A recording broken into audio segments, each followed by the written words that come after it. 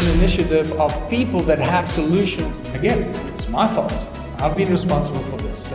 So all it takes is a few small successes, and that's what saved the One Small Town initiative. I wouldn't be here today without that one property for sale, on auction. It was done. I got so sick of it. I said, well, I'm going to make the rules. It's my way or the highway. We're going to have to cut this out of the video. Like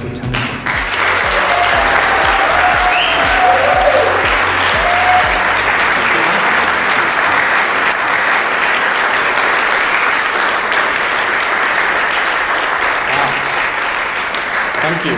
Thank you very much. I did not expect that, so it's really welcome. Such a lovely, warm round of applause. It's fantastic to be back in England, I tell you. Really, really wonderful to be here in summer and being able to wear a jersey in summer. Yeah. First of all, I'd like to say thank you to each and every one of you for being here. We are laying some very important foundations here in England with the One Small Town initiative. So I'm deeply grateful that you're here, because this is a serious business, but we're going to keep it light because we need to keep that balance. So first of all, I want to say thanks to Michael for this lovely introduction. Michael Chamberlain, thank you. Michael is our One Small Town Ambassador for England. Giulia Buttery, right next to him, she's the One Small Town Ambassador for the British Isles, or the UK, whichever you prefer. And then for Karen, for helping us today at the table, at reception there. Thank you for being here. And then please give yourselves a round of applause. I know some of you came from as far as Dutchland, the Netherlands, yes, the Netherlands, where the Dutch come from. Yeah. And France, and I know there's some people might be here from Austria, I think, and Hungary, I don't know. So it's fantastic that people have come a long way to this event, because I can't go everywhere. We have to start focusing on the One Small Town initiative and getting this thing off the ground. It's taken almost 2 decades to get us to this point. Almost 2 decades. I actually can't believe it, that this is something I started to talk about in 2005. So 2 decades ago, I started to talk about the idea of contributionism, and that something needs to happen. Like, look around you and see that the world is really not what I want to be part of, and I want a better life than what I was experiencing then, and that's 2 decades ago. We're going to focus on solutions. So the One Small Town initiative is all about solutions. We know there are many problems in the world. But let's not focus on the problems, because there are enough people focusing on the problems. Let's be the people that focus on the solutions. That's what this is all about. I know that some of you came here for entertainment, some of you came here for other reasons. Just understand that no matter what you take away from today, you'll be filled with the vibration and the energy and the frequency of what is shared here today. So you'll be carrying that frequency with you. And be aware of that, because everything is about vibration, resonance, and frequency. So if you think about what was discussed here today, if you resonate that from this moment on, you will infect and affect other people as you go with that frequency of what we connect here with today. These are some basic fundamental principles. You'll be a walking, vibrating materialization body, right? You'll materialize everything and manifestation body. You'll manifest all the things the good positive things that you're thinking. So let's think positive thoughts, solutions for the world, and let's carry that with us wherever we go from here. Some basic fundamental physics of the laws of nature. That is one of my favorite subjects to talk about, that I'm not going to discuss here today. All right, let's go. We're in Buxton. Today is the 29th of June, 2025. Let's make sure that's on video so people can see if they watch this in future years. And thank you for coming, Buxton. I'd like to ask, just Basha, if you want to volunteer, why are we here today? Why are you here today? Anybody put your hand up and tell us why you came here today, just so we get a sense of what some of us are thinking. This lady over here. I want to be part of One Small Town Project. I like that. Next. Want to escape the matrix. So many of us want to do that. Yes, sir. I want to sell my straw man. Yeah, I want to sell my straw man. Let's go from right to left instead of left to right. Yes. You go ahead. The old system is broken, so we need a new system. The old system is broken, we need a new system. Pretty much like you said, I'm sick of like all the issues and I'm looking for solutions now. Excellent. To connect with like-minded people, really get the vibration really going right the way around the world, never mind just in. That's a very important one, thank you. That's more important than anybody else at this stage. That was a joke. Yes. Since 2020, I've been speaking from the inside out. What's something you've had that I want to spread that vibration? Wonderful, thank you. I think humanity deserves better than what it has. Humanity deserves better. Go ahead. It just seems that every day seems to be riddled with fear and anxiety instead of joy and happiness and hope. That's not normal, that's not how we should be living. It's that sensation of a death that's drawing closer and closer and closer. And for us to stop talking about it now, it's time to do something about it because we're not living the life that we should be living. Yeah, that's a big one for me in my life. We've got to stop talking about solutions and just stop talking about the fear and actually do something about it. And that's one of the main reasons I'm here. Anybody else? Yes. I want to leave a better world for our children, grandchildren. That's a big one. I want to leave a better world for our children. Yeah. Okay. Yes, sir. To purify the space. To purify the space. Thank you. Slightly more spiritual approach. Yes. And this is really important. The word spiritual. I feel that everyone that is involved in the One Small Town movement right now is of a certain level of awareness and consciousness that realizes that something has to be done. And we can't keep sitting on the fence and hoping that someone's going to come and save us, because that's not happening. If we don't do this work ourselves, no one's going to do it for us. I'm jumping the gun a little bit because it's most likely my next slide. So thank you for sharing that.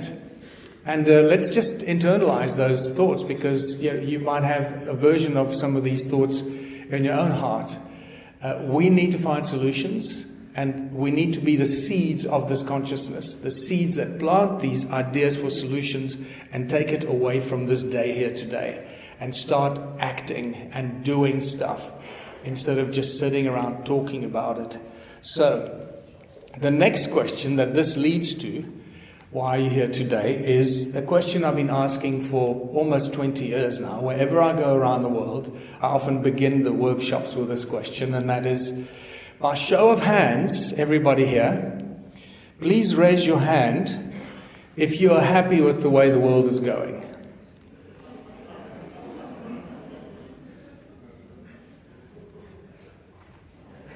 Yes, there's always one joker. And that's great, yes. So, do I need to say any more? 20 years I've been asking the same question. 20 years, no one has ever put up their hand. This is a clear indication that we live in a very disturbed world and a very disturbed society. Nobody is happy with what's going on. And what are we doing about it? That's what made me decide in 2005, a very hard decision. I've got to do something about this. And this movement was born then. It's taken us all this time to get to this point, to grow it, to build it, to evolve it, to mature it, to find the tools that will allow us to actually manifest and lay the foundations for a future world that cannot be corrupted, that cannot be broken, or make it difficult for those who want to undermine, infiltrate, and break the new world that we're trying to build for ourselves and our children. So this is a serious subject, but like I said earlier, let's not be too serious about it, because then you get all bogged down and you get all, whoa, there's a lighter side to it, and we should do it with jest and joy in our hearts while we're building this new world around us. So we got to face the terrible truth, like I mentioned earlier. No one is coming to save us. And some people just believe that, oh, don't worry, somebody somewhere should do something about this, right? I know that that thought has crossed my mind many times, but that's not going to happen. So we've got to do something about it. Complaining, sitting on the fence, that's not going to solve anything. And boy, if you just look at social media, that's all you get all the time. Like, people just complaining and talking about the terrible stuff that's going on. How often do you see someone that comes up with solutions? Say, well, great, here's a solution for this problem. Here's a problem, let's find a solution. That's what I'd like you to, probably the main thing I'd like you to take away from today, is the One Small Town initiative is an initiative of people that have solutions for the problem. And the more you get involved in the One Small Town movement and initiative, the more you will realize, and the more it'll sink in, that there is a solution encoded in the One Small Town initiative for every possible problem that you can think of. Any problem that you might think is impossible to solve in the world we live in right now, there's already a solution built into the One Small Town model. You may just have not thought about that solution, but hopefully by the time we're finished here, you'll find the way of approaching your thoughts and structuring your thoughts to find those solutions. Because the solutions aren't coming from me. I've just put the blocks together to say, okay, this is what we do to find the solutions. And it comes from the community. It comes from our communities. It comes from our unity. It comes from the thought of working together and collaborating, cooperating, and together finding the solutions. Not just one guy that plays the king or the leader, say, well, I'll tell you how to do stuff.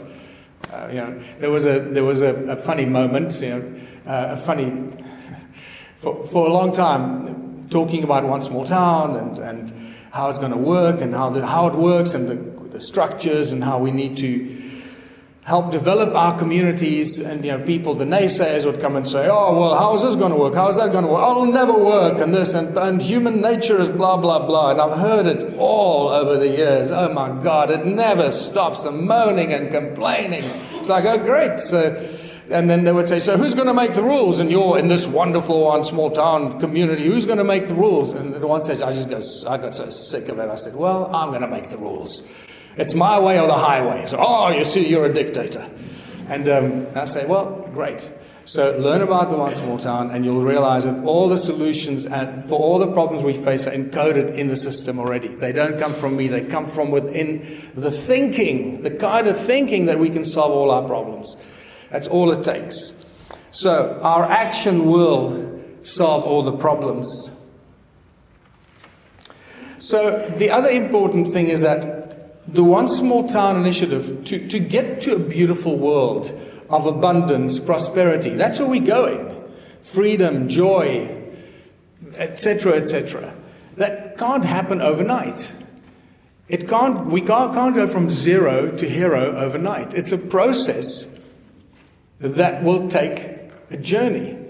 We have been on this journey for a long time already, and it's speeding up. We're getting better and better at it all the time.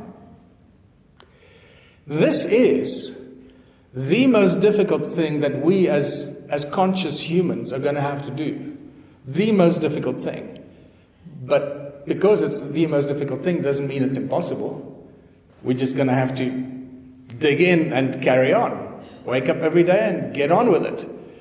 And solve the problems that face us. Just like in a successful company. The reason why companies are successful is because there's structure, there's management, there's planning, there's reporting, there's accountability, and so forth. If we don't approach our future activities and our success with One Small Town with that mindset, we're never going to succeed. We have to use the tools of enslavement as tools of liberation.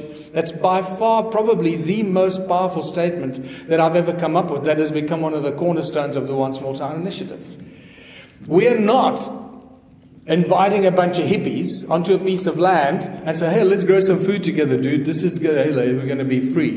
This is we can grow our own food. Hey, that's where I want to be. No, it's wonderful. Yes, we do need to grow our own food, but not in that way.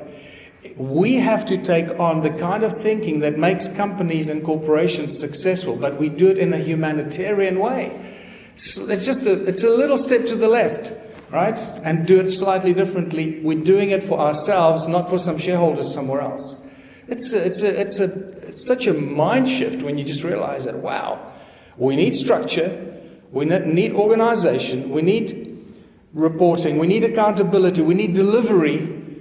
So if something goes wrong, we can figure out why has the corn not grown? No, we forgot to water it. John didn't get up in the morning and water the corn. Okay.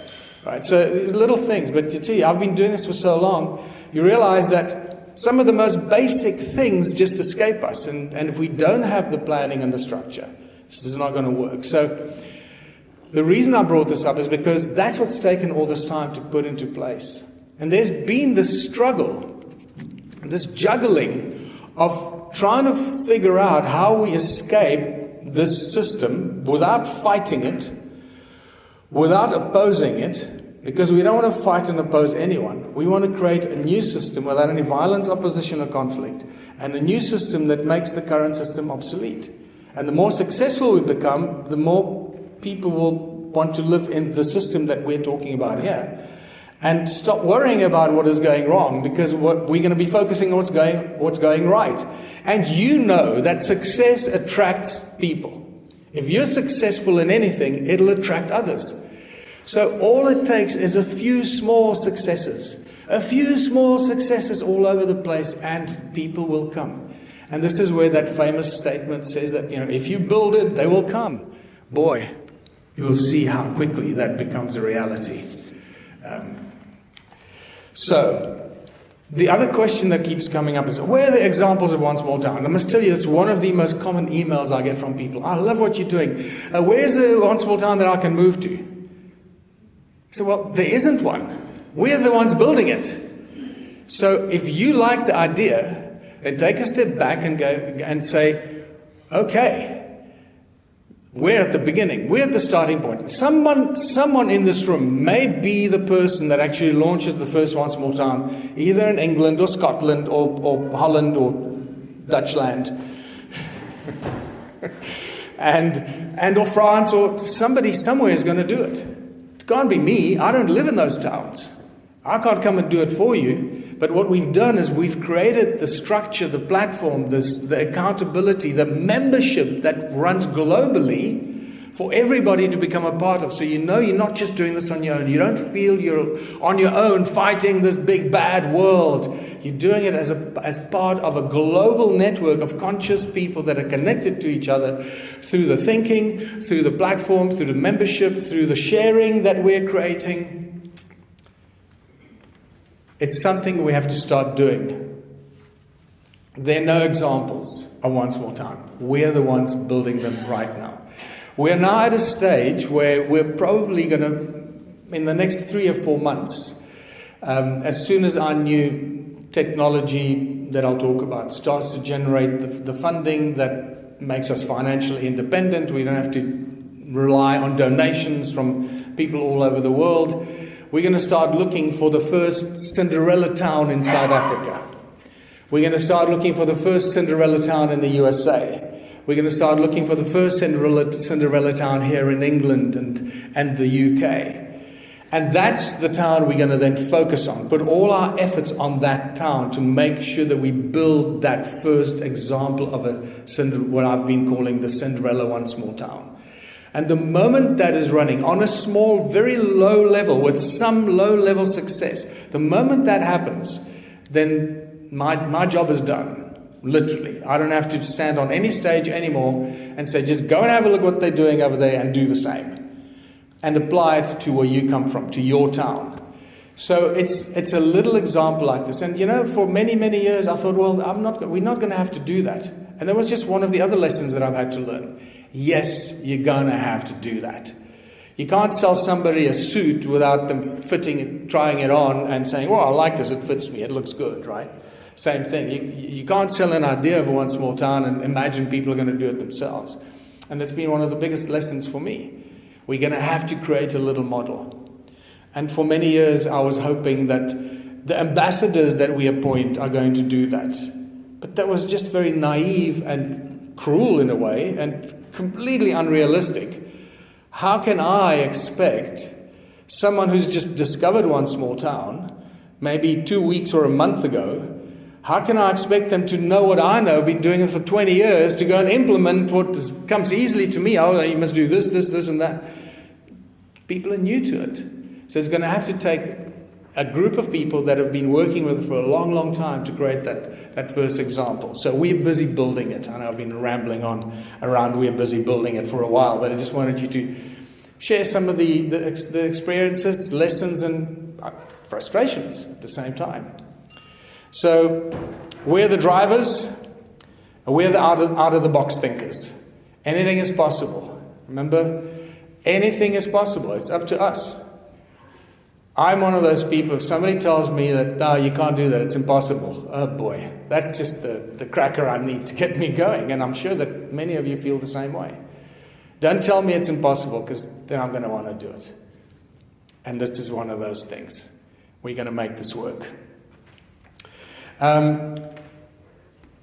So we've got to come up in our small towns. If you live in a small town and you think that this is something that you'd like to do, remember that we've got to come up with the new ideas. What can we do in our town? What businesses can we start? What community projects do we need to launch? How many members do we need to make this thing grow, to get this thing off the ground? And we have to start thinking out of the box. Literally, think about, I always talk about food and agriculture is always a point of departure for us, because food security, seed banks, you know what's going on with the food around the world and the farmers. I mean, your farmers in England and the UK are under attack, like our farmers in South Africa are under attack, the farmers in America are under attack. Seems like farmers in every country are under attack, and there's obviously a reason behind that. So one of my main points in One Small Town is always start with agriculture, food growing. Make sure that we grow enough food for our communities. Make sure that we support the farmers so that they continue growing and growing a lot of food, not just for ourselves in our town, but for the, our neighboring communities and for our countries collectively. Because ultimately it's going to be up to us to grow the food and not destroy the farmlands. So we've got to start thinking out of the box. What kind of businesses can we think of that are related to the agriculture industry and growing of food and the value chain items? What can we do with corn? What can we do with wheat? What can we do with cabbages? What can we do with apples and strawberries and berries and potatoes and anything to do with food? What value chain products can we create out of them? And you'll see the moment you start thinking like that, you realize that you can put together 100 businesses very quickly. Just from agriculture, maybe 200 businesses. From packaging potatoes to repackaging strawberries to this and that. So we're going to get more into that. How we do that when we talk about how we plan to launch One Small Town here in England, in the UK. So we focus on food. We focus on skills training. It's really important that we start looking at the skills that have been neglected over the last 2 decades or even longer. The important skills from carpentry and metalwork and plumbing and brick building and brick making and building and so forth, where all the young people are forced to go and get a degree at a university, and then they get a degree and then they go out looking for a job. Well, I've got a piece of paper, I better get a job. It says that I'm very smart. Well, really, there's no guarantee you're going to get a job. So, but if you can build a bridge, you'll probably find a job quicker than somebody with a law degree these days. I don't know. It's just like we've got to bring back the skills, the real skills, the carpentry, the skills that build our communities, not the theoretical skills or the corporate skills.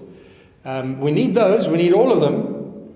But you know that there's definitely been a destruction of the real hands-on skills that we need on a daily basis. Like, I don't know how to fix a broken pipe, right?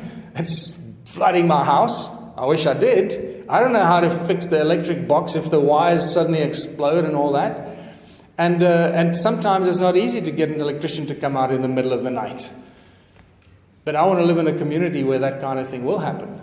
Or that the job that was done to put my electricity in isn't going to explode because somebody did it on the sly, or they got a degree somewhere that didn't really give them the hands-on knowledge. Well, I got a piece of paper, but I don't know how to really do it. I've got to shove the wires in there and hope it doesn't explode.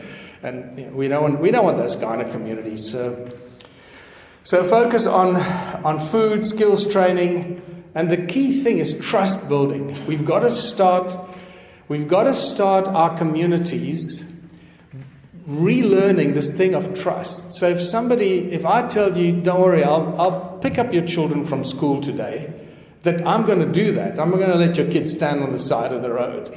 That trust that we used to have in our communities when I was growing up, where you could leave your doors open and you could leave your bicycle lying on the street and the milk delivered to your door wouldn't be stolen, and etc., etc. Just the general trust.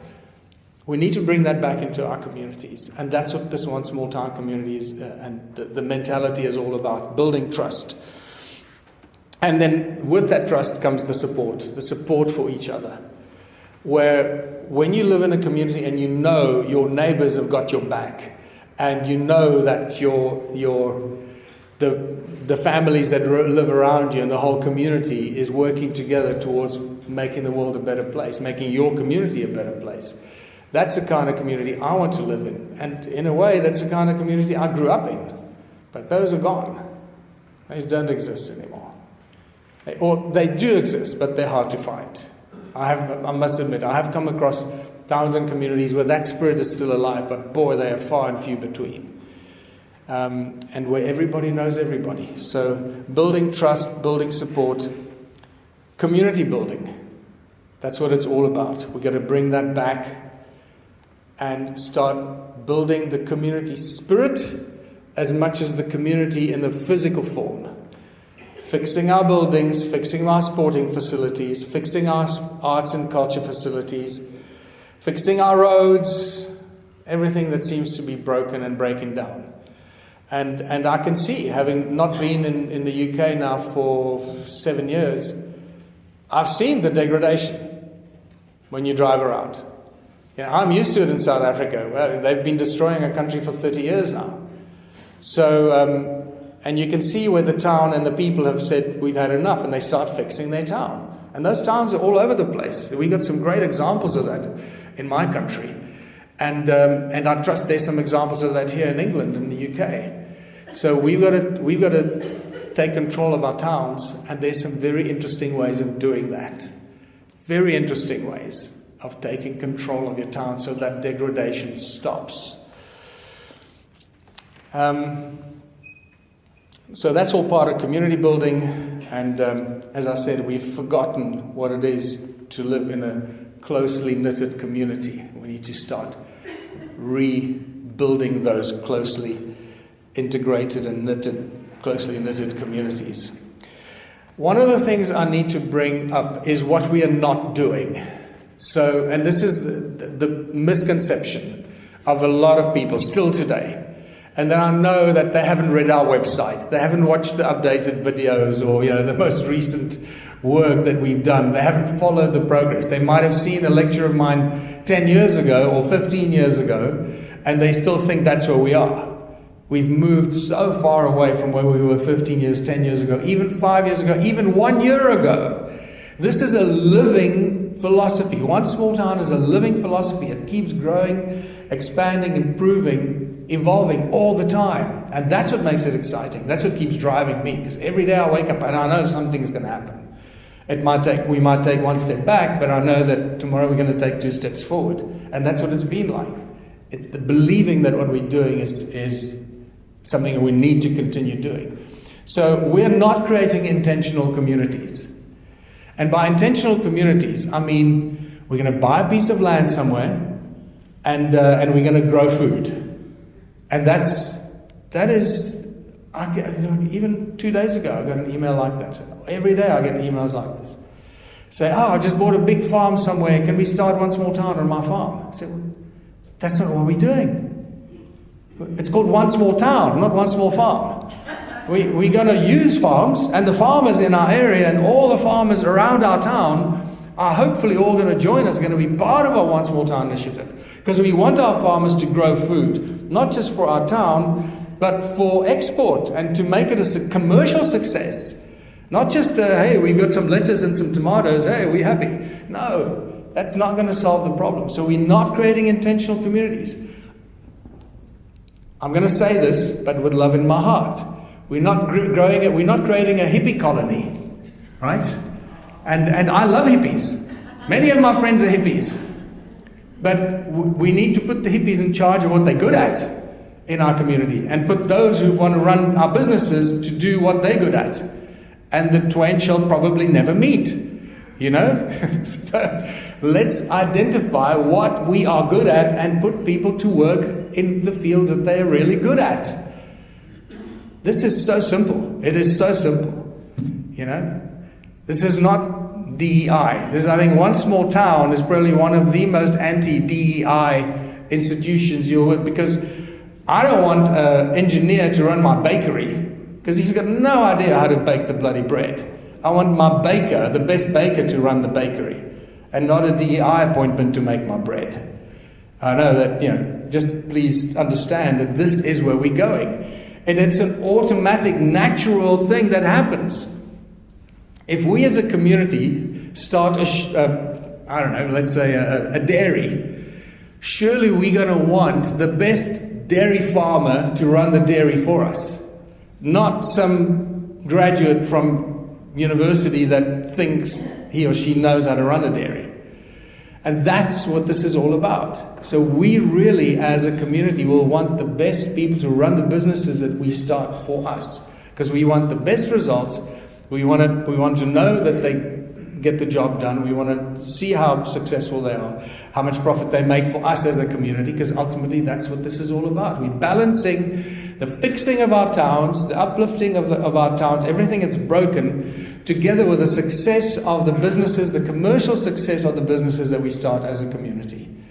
That's where we are marrying the two. The spiritual, the philosophical, the needs of our town, together with the hardcore sort of capitalist thinking, commercial success, but done for humanitarian reasons, because we're doing it for ourselves in our community. It's not a bunch of shareholders in some company somewhere that decide they're going to come and take control of our town.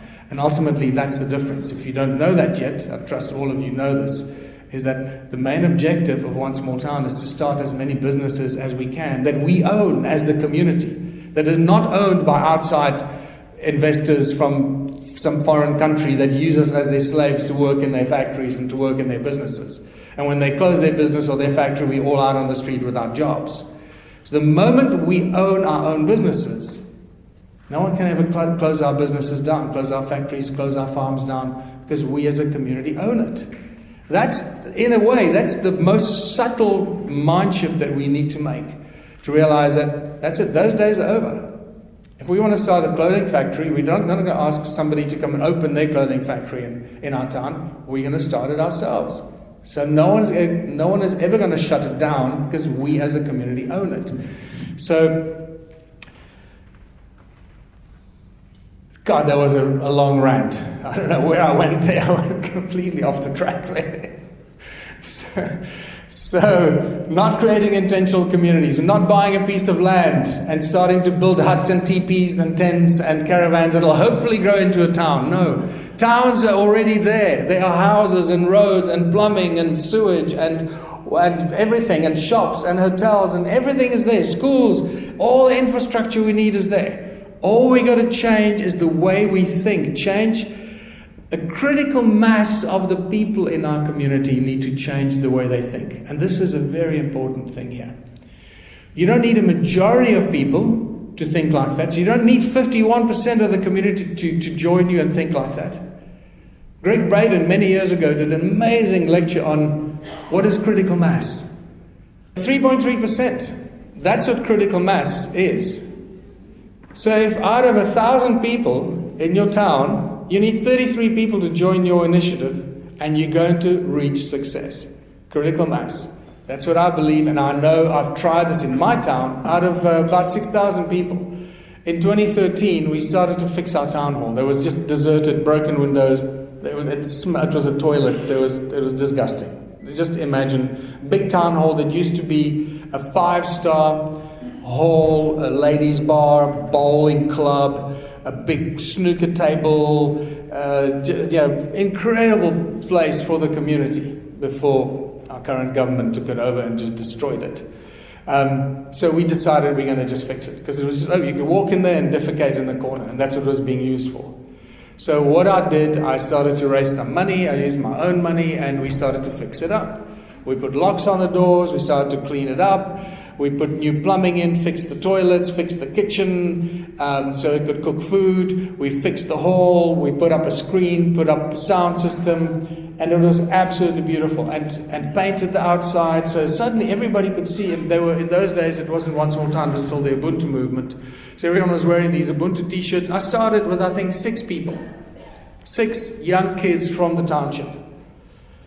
Every day, people walked past, within a week or so, and they would stop and say, "What are you doing?" I said, "No, we're fixing our town hall so we can start using it. It's just standing here, it's a big toilet. It's no good for anyone." And they got excited. And the next day, 2 or 3 people would walk up and say, I want to join you, I want to be part of this. Every day more people arrived, completely unprovoked, just because they saw a small group of people doing this job. There is nothing more inspiring than driving into a town and seeing 10 or 20 people wearing the same t-shirts, fixing the road or doing something. First thing that crosses your mind is, wow, I like this town. Who are these people doing this work on the streets, planting flowers on the intersections, the robot traffic light intersections, and so forth. You get inspired when you see that. And you want to know who are these people, why are you doing it? Wow, it's a thing called One Small Town. I want to be part of that. It happens instinctively because we get inspired by that kind of action. So all I'm trying to say is, don't worry about, who's going to join me? You'll be surprised who's going to join you. All you got to go out there and put the message out, say, this is what I'm doing, this is what we're doing, and if you start this with 6 people or 10 people, that's the start you want. You don't need 1,000 people to launch this thing. It's a really important kind of considerations. And once again, I speak from hardcore experience. At one stage, what we did, I might as well finish that thought. So at one stage, we had like 30 people working there. I mean, we were fixing the hardboard, the wooden floors in the hall because they were broken. Some people used to come and rip them out to make fire. It was a mess. And when we were done there, we had electricity put in. The kitchen was fixed so we could cook food for people. So once they came, I'd say, right, you can work with us. In those days, it was 2 hours. Just come work with us for 2 hours, and you can have a plate of food. Or I'd give them some rubbish bags and say, walk down the main road, pick up rubbish. When you've got 2 of these rubbish bags full, bring them back here. You can have a plate of food. So already then, we started with a contribution kind of system. People got rewarded by participating, fixing our town hall. Eventually we had it fixed. We had a big, huge opening of the town hall. We had 1,000 people from the whole community that came.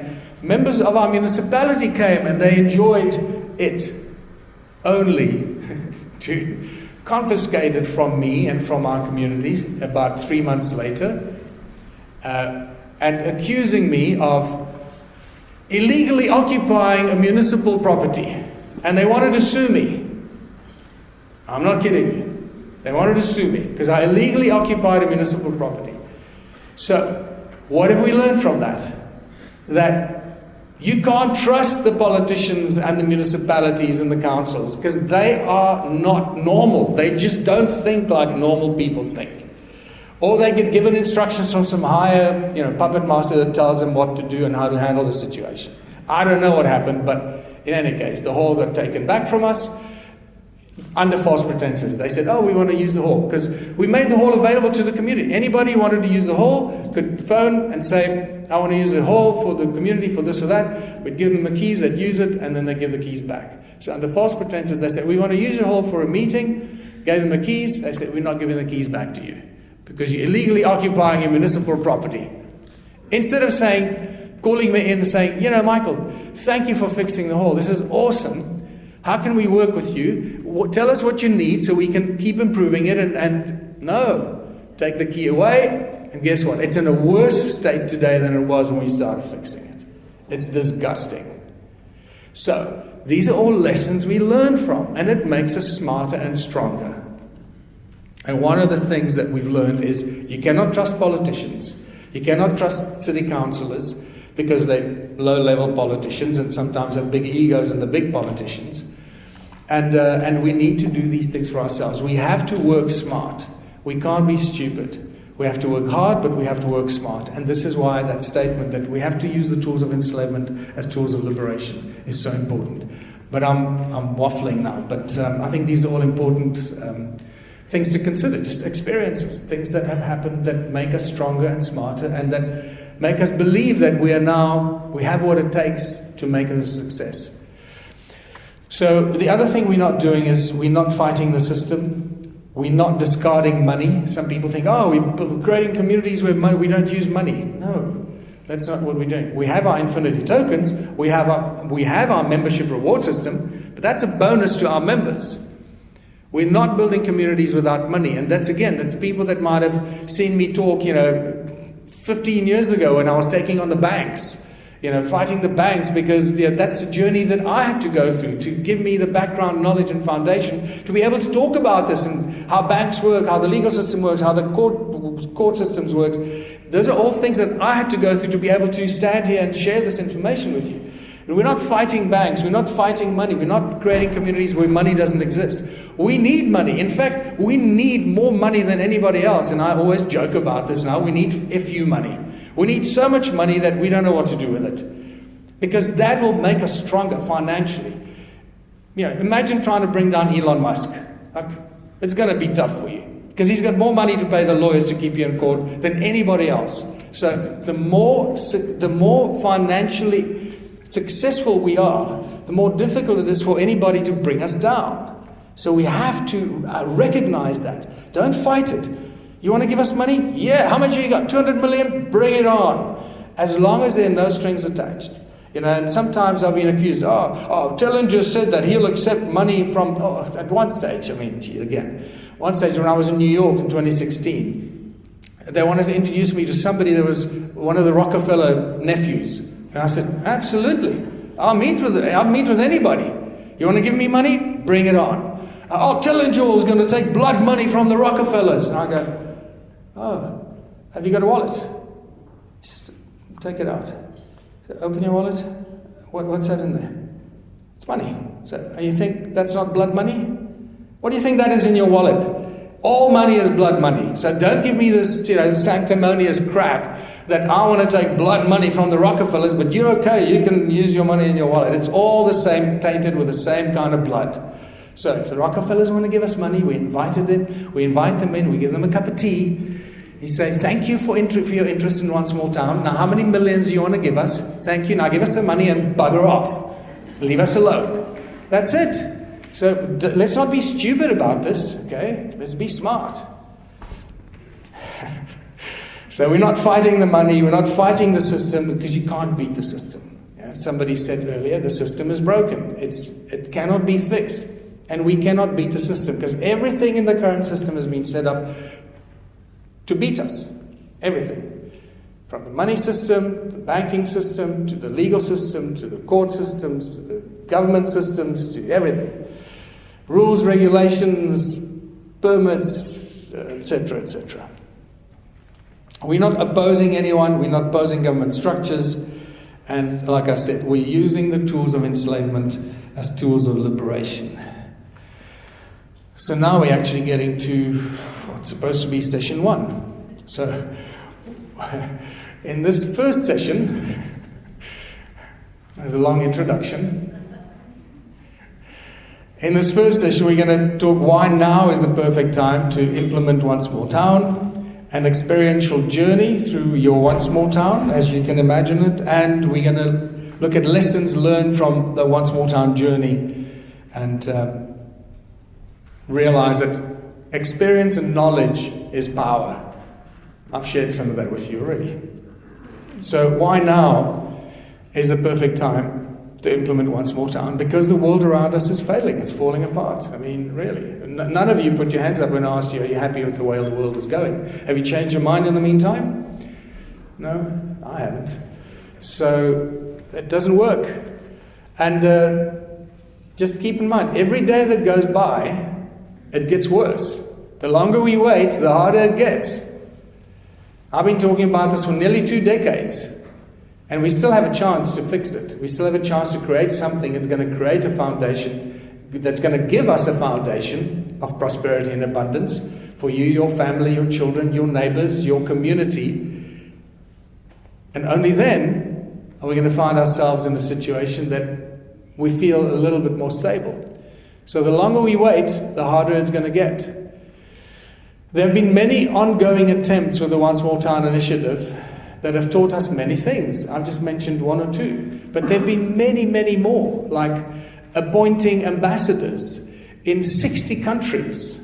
You know, at one stage I thought, wow, the more ambassadors we have, the more we're going to grow, you know, like that, think big. But like, no, just think about this. How are you going to manage all these people? And then it became a nightmare for me. And manage people in 60 different languages, it becomes a whole other nightmare. So, just so you understand, right now, although we've had ambassadors at one stage, 60 countries, I'm not kidding you, because everybody wants a way out. And that's the one thing I can tell you with absolute confidence. Zero doubt in my mind. Everybody, no matter what country you live in, you want a way out of that madness. We have now decided that we have to focus on the English-speaking countries. So what I'm doing in England, I don't know. Especially in the north, where I can't understand anybody. Yes, enjoying the summer. So we got to focus on the English-speaking countries, because just to translate our platform, the blockchain, everything, and have support in another language is a huge undertaking.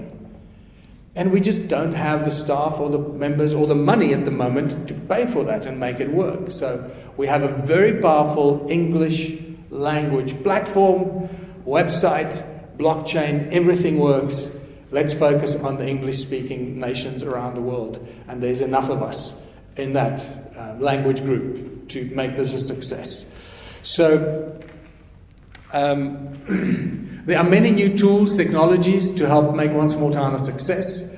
We're going to go through some of the technologies and the tools that we have. Obviously, the platform and the blockchain and the infinity token are just three of the very important foundational cornerstones that makes this a success.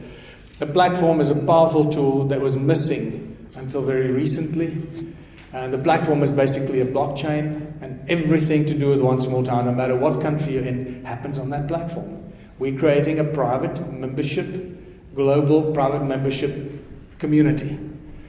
And that private membership thing is so critical. We're going to talk about that later when Michael and Giulia talk about the UK corporate structures and the setup of it and what corporate entity is going to be put into, because we need to play by the rules. We can't say, well, screw you, we're going to do what we want. We're not paying any taxes.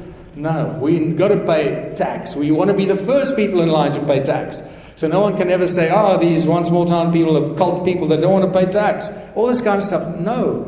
You know, you'll see some comments on social media, that kind of nonsense. I don't know where people get that from. No, we want to toe the line. We don't want to be singled out, put out red flags that we're fighting the system. The moment you do that, they chop your head off. You can't do that. So we've got to play by their rules. But are we going to pay tax? Yes, we're going to pay tax. But we're going to pay as little tax as possible. We're going to use the same very clever lawyers that they use to find ways to cut the tax that we pay. So we pay as little tax as possible. But yes, we're going to pay tax. But how much tax? That's negotiable.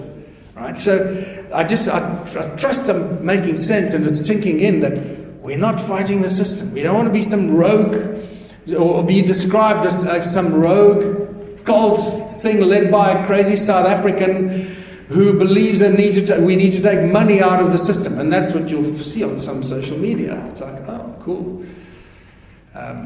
No, that's not what we're doing. All right, so you got the platform, you got all that. So let's go through an experiential journey through a One Small Town. What is the time now? How are we doing on time? 11? 11 o'clock, 7 past 11. So I've only been going for an hour. Wow. Excellent. So let's just have a little fun here. Just imagine that you're living in your One Small Town and you sign up 1,000 members. There are 1,000 members in your community. You're the ambassador. You put your hand up, say, I'll be the ambassador. You do all the things that you need to do To be the ambassador, you get your team together, and if you don't know that yet, it's all on the website. We'll go through it as well here today. You get your team together, you get your plan, your 2-year plan together. What are we going to do? What community projects we need to do to uplift our community in the sports, arts and culture, recreation, security, all that stuff. And what do we need to do? What kind of businesses can we start? What kind of agriculture do we have? What kind of technology can we do? Etc., etc. Can we start a fridge factory or a shoe factory or packaging potatoes? Or what can we do? And what businesses can we start? So you get your team together, you signed up 1,000 members. What does that mean? If you have 1,000 members in your town, that means that every day there are going to be 142 people doing something for 3 hours. That's a lot of people. So just imagine every day, if you have a factory, what kind of factory do you need that will require 142 or half of that? You start realizing that the moment you have 1,000 members, that's 3,000 hours of labor a week. We've just turned our town into a powerful labor force, a united labor force that works for free, because these are our businesses. And this is, by the way, how we overcome and bypass the whole labor thing. You can't employ somebody, or if somebody's working for you for 3 hours, it's labor. No. We are co-owners of the business. We're working, we choose to contribute 3 hours of our time to make our businesses a success. We spent many, many months and hours on this, figuring out ways to work smart and to use the tools of enslavement as tools of liberation, so that our members cannot be seen as a free labor or something that you're using as labor. So if you have 1,000 members, you suddenly have 3,000 hours of labor every week, and 3 times 4 is 12, so 12,000 hours a month. We can do a lot with that, and that suddenly puts our little town in competition with some big companies. I did some research over the last 2 days while we were traveling and settling in, of how many businesses there are in the UK with 5,000, between 5 and 10,000 employees. And there aren't any open statistics about that. But what it did tell me is that the average turnover of a company with 5,000 to 10,000 employees, I was looking at that last night, is anything between 200 million and 400 million pounds a year. So start putting that into context. If we have a town where we have 1,000 employees, we have a labor force that should be turning over 100 million pounds a year. Start putting all this into context. If we're not doing that, then we're doing something wrong. Then we need to find someone to come and help us to say, how do we use labor force to create this kind of turnover? And it's a free labor force. So now imagine if we're going into business making, I don't know, anything, fridges, suddenly, but our labor force is free. So the fridges that we make can be made available cheaper because we don't have to pay the labor force. That means we make a bigger profit. That means we distribute more money to our members. That's the very simple, basic principle of the One Small Town Initiative. We are the guys that work it. That doesn't mean that we put, John the surfer in charge of the fridge factory. No, we put someone in charge that knows how to run a fridge factory. We work with business plans, and we'll go through that. So, once you have 142 people, or more or less, working on the streets every day, or working in the factories, whatever we do in our town, it becomes a very exciting environment. And people get inspired by that, because now we're doing things, and every day things are going on, things are happening. And that keeps inspiring more and more people. And the more success we have, the more people get inspired. So there's a constant visible inspiration that we're working together. And people that drive into our town will see it, and they'll get inspired, and they'll take that message back to their town. But they'll see it on social media, right? Because we're going to tell everyone about it. So we have our One Small Town bakery, we have our dairy, we have our cornflake factory. So it's one of my pet things. I want to start a non-GMO organic cornflake factory. Because you can't buy a non-GMO organic cornflakes. And I love corn. So it's my little personal thing. We can start food packaging and distribution warehouse, and what else can we imagine? I mean, just put yourself imagine yourself in your little town, and what can we do? The sky is the limit. And since I've arrived here in England, every country will have its own nuances, will have its own opportunities. We can't do in South Africa what you can do here, and you can't do here what we can do in South Africa. And they're unique local cultural opportunities that I had to come here, and literally within the first 24 hours I was going boom, boom, boom, boom, like I had triggers as we were driving. I see this, wow, there's whoa, and just the ideas just flooding in, because that's all I do. I never stop thinking one small town. And so I'm so excited and enthused about what is possible in England that is not possible in South Africa, because of the way that the towns and the cities and the roads and the farms are interconnected here. It's so exciting. And but let's carry on. We can share some ideas now. So just imagine all these little businesses that we've started up, that they're all running, and we own these businesses. We have a baker running it, but it's our business. It belongs to our community, the One Small Town members. And any other business that you can think of. So we have different areas of community upliftment, like sports, arts, and culture tourism. I can tell you again from my personal experience, when we started to uplift and fix the soccer fields and the cricket fields and the netball fields and so forth in my little town, they were just broken. I mean, you couldn't even use them. The excitement that created, that the kids could suddenly go play on the soccer field or the netball field or the cricket field suddenly could be used. Just that. We were running weekly events that I sponsored, I think 2,000 Rand a week prize. That alone made the One Small Town, the Ubuntu movement, it was the spoken about thing. Everybody in town was talking about it. It was the event of the week. Everybody would come to the soccer field to watch the guys play soccer. And we gave away a weekly trophy to the winner and some prize money, and we had a braai for them afterwards, a barbecue. So that everybody got fed. So these are just little things. So when you start doing those things in your community, I know that already exists in England and in this part of the world, but it didn't exist in where I come from, because everything is broken. So you got to apply that kind of thinking to your needs here. And sometimes that may be the need. I don't know yet. I know some of the other things that we can do that are obvious opportunities here. So.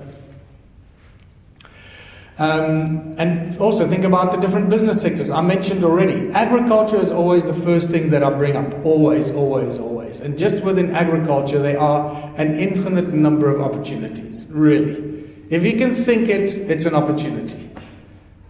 So, technology, huge. Education, we often forget that education is a big money thing. And I know where I come from, there's some private schools that have kids from mostly foreign countries. Parents send their kids to South African schools, these fancy private schools. Education is a big money-making business.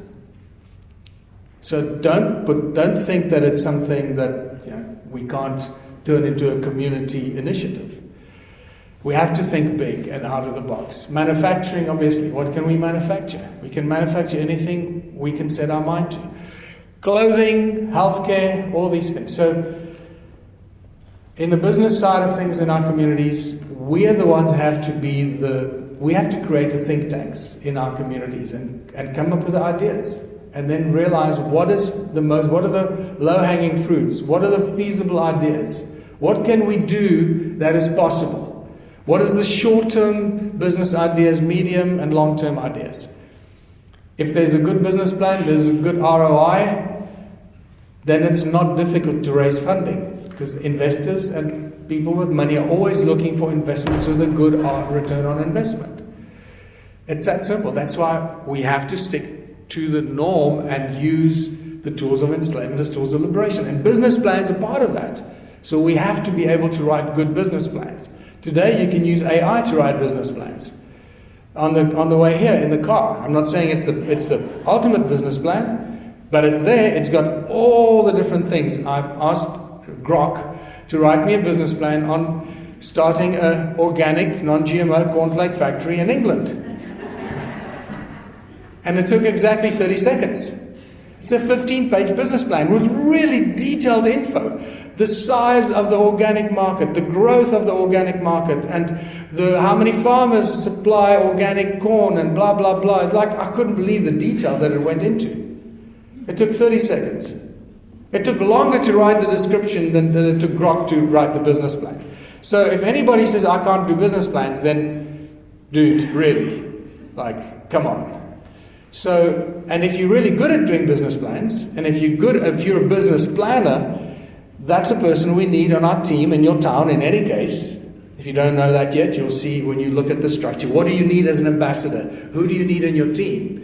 Business planner is one of the first people you need on your team because you need strong business plans. Project manager, business planner, IT person, someone that is well connected to agriculture because you want to be strong with the farmers in your area. So that's your team that you're going to build as an ambassador, right?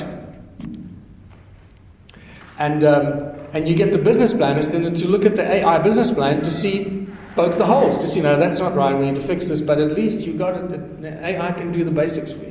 You don't have to start from scratch. So, why was I bringing that up? Why did I bring that up? Doesn't matter. It made us all wiser. It was obviously necessary. So all these things that we put together and start developing our plan for the One Small Town. We have to have a plan. We can't just start going there shooting from the hip. It's not going to work. And then the integration between activities and businesses is really important. Farmers in One Small Town, food-related businesses and so forth. So the integration is really important. And especially understanding that while we are doing humanitarian work, we need to realize that we need to do the business side of the work as well. We can't just be humanitarians because then we're just a charity.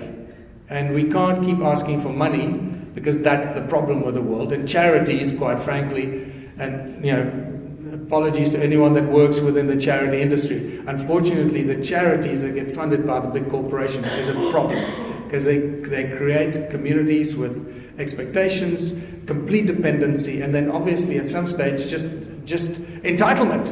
Where's our food? Like, you stop delivering food to us. And it's terrible. We cannot do that. So any kind of charities, and I speak now with experience because we wanted to start some community kitchens, One Small Town community kitchens in some towns. That was some of the experiences.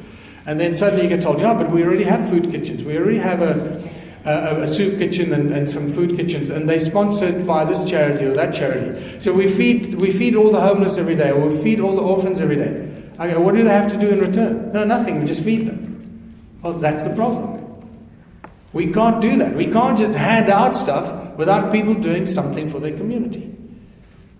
We have a big problem in South Africa. We didn't have that problem 30 years ago, but we have it now. We have about a 50% unemployment. That's insane. It's just crazy. Every second person you see doesn't have a job. And they're constantly walking around looking for a job. Well, the moment we launch One Small Town, we have solved that problem literally overnight. Overnight. Because we have our tokens, we have our One Small Town kitchen, and we have our One Small Town store. We're going to talk more about that. So now, if I don't have a job and I live in a shack, and my day, I'm sharing my experiences with you. You need to adapt this to your experiences here. Okay, so there's an adaptation that needs to happen here, translation. So imagine now, I'm a guy that lives somewhere in a third world country. I wake up in the morning, I have no job, I live in a shack, I have no food. All I do all day is walk around looking for a job, which I know I'm not going to get because there are no jobs available. Then I start looking for food or some money. Where am I going to get some money to buy food for me and for my family? And there are no solutions. Now imagine this. Suddenly there's One Small Town. I wake up in the morning. I know that I'm going to go somewhere and work for 3 hours to help uplift my community. I might be working in packaging potatoes or cleaning the street or working in the fridge factory, whether it's sweeping or because I'm more skilled, I can do gas installations, whatever. It all depends on your skill levels. You do what you can. So now I go and work for 3 hours because everything in One Small Town is based on my 3-hour contribution. At the end of those 3 hours, I get my infinity token because I'm a member. My infinity token goes automatically into my digital wallet and my membership card. Then I can go to the community kitchen and have a lovely plate of food. And if I've got time in the afternoon, I can do it all over again. Go and work for another 3 hours, earn another infinity token, and get another plate of food at the community kitchen. At the end of the week or a few days later, I have a bunch of tokens in my digital wallet on my membership card. It's like your credit card. I can take my membership card, go to the One Small Town store, and get something off the shelf with my infinity tokens. We've just bypassed the entire fiat currency system. I no longer have to have a job in a company that pays me pounds or euros. I can just be part of One Small Town. I can feel dignity again. I feel that I'm a valued member of our community. Nobody looks down upon me because I don't have anything and I'm wandering around all day trying to find money and food. And I'm now respectable and I start feeling respect for myself. And that's the most important thing. When people are rewarded with these basic things, they start to feel self-worth and they no longer feel like the bottom dwellers and nobody cares about them. The moment we change that, we've brought everybody into the fold. And now nobody is homeless or hungry, and you can get anything you want. The other important thing about that we're going to talk about is the One Small Town store, which is a game changer, and that's in effect why we're here today. One of the main reasons we wanted to hold these workshops is how do we launch One Small Town in England and in the UK? It's a very different set of circumstances than it is in South Africa. So this is a beautiful thing. And the One Small Town store, or One Small Town hub as we've been calling it, that's what Giulia and Michael are going to present after lunch. And that for me is the most exciting thing. That is what we call the low level, the easy entry into launching One Small Town in your community. So you don't have to go the high road, the ambassador, the planning, the 2-year plan, all that stuff. No, we launch it at a low level with something that's going to make money. It's not something going to suck money from the system. It's actually going to be a self-funded thing. And it's going to fit into the English model or the British model of the communities and be a very important service to the community. So we're going to go into detail about the One Small Town UK hub and store. So I don't want to talk too much about that. So the integration between activities and businesses, we've sort of covered that. I trust it's clear to everybody that there needs to be a balance between community development and business development, because the profits from the business is what helps to fix the roads. And we have to make the profits because the municipalities aren't doing it. Right? So some of the lessons that we've learned from One Small Town since 2007 is that not everyone comprehends One Small Town and how it works. That's how it is, and that's okay. If only 3.3 out of 100 people understand it, we're doing well. At critical mass, right? That's all we need. But you'd be surprised. I'd say there's probably more like 60 to 70% of the people get it. And there's always those, it'll never work, dreamer. What about this? What about that? And I say, okay, go to our website and read the frequently asked questions. All these questions have been answered. And it's fascinating. I've got to share this with you. Sorry, I have to.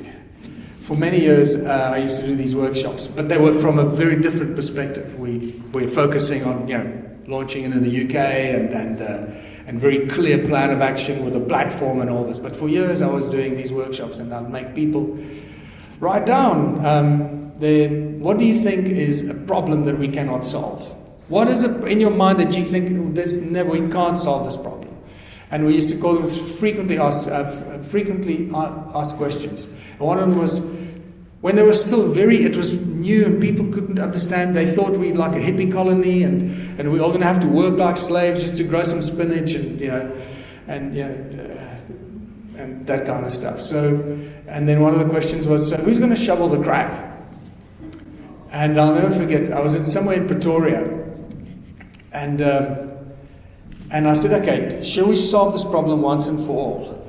And I'm telling you now that there's always somebody that wants to do a job that you may not want to do. Just because you don't want to do it doesn't mean that somebody else doesn't want to do it. Like, I know people that love to clean. They just love to clean.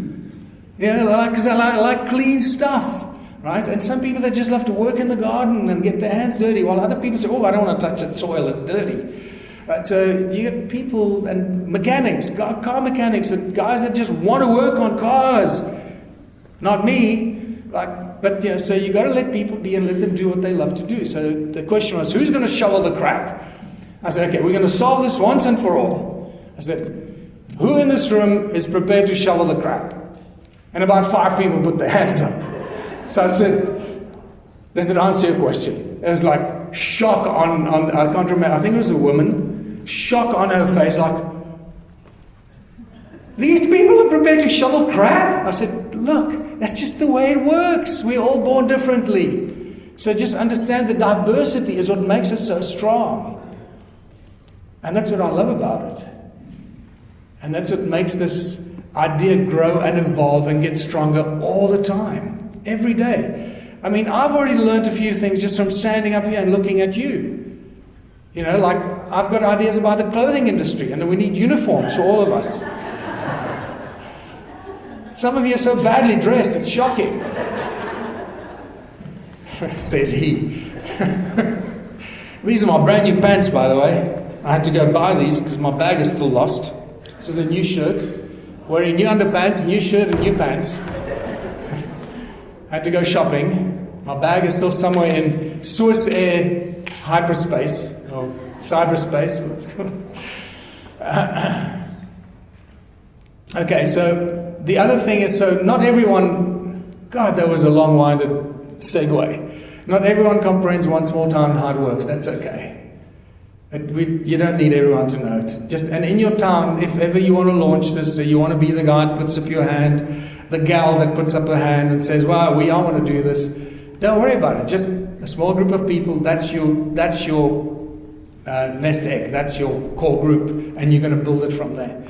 So, and then the other thing that happens, people read a little bit, and then they imagine their own version of one small town. It happens all the time. And I get the emails, like I said, I just bought a big farm in Texas, or this, or blah, blah, and then I want to start one small town on my farm. I don't even know what to respond anymore. Like, do I even respond? It's like, that's not what we're doing. Like, have you even read our website? Have you watched any videos? What did you read? The first, one sentence? And then you just reach your entire conclusion about what it is that we do. And it just happens all the time. It's okay, and I still love them. Not as much as you, but people read a little and they imagine what our One Small Town version is. So that's going to stop once we have the first Cinderella version of One Small Town. Okay, just go look what they're doing over there, and I don't need to explain anything to you. So that's what we're working towards. Eager beavers, rushing in. Individuals in OSD management. So the eager beavers, let's do it, let's go. And boy, have we learned, you can't rush this thing, eh? You really can't rush this thing.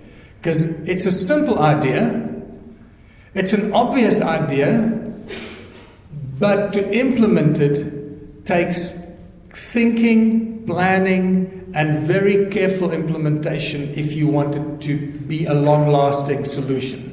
If you just rush in and shoot from the hip and do stuff, we've learned the hard way that that's not the way to do it. And every time we've done that, and again, it's my fault. I've been responsible for this, so I've learned from this. And people that are intimately involved in One Small Town have learned great lessons from this as well. You can't rush this thing. It's a important, slow process of planning and implementing. Failure to plan is a plan to fail. How many conferences have you attended that tell you that? Well, there's another one right now.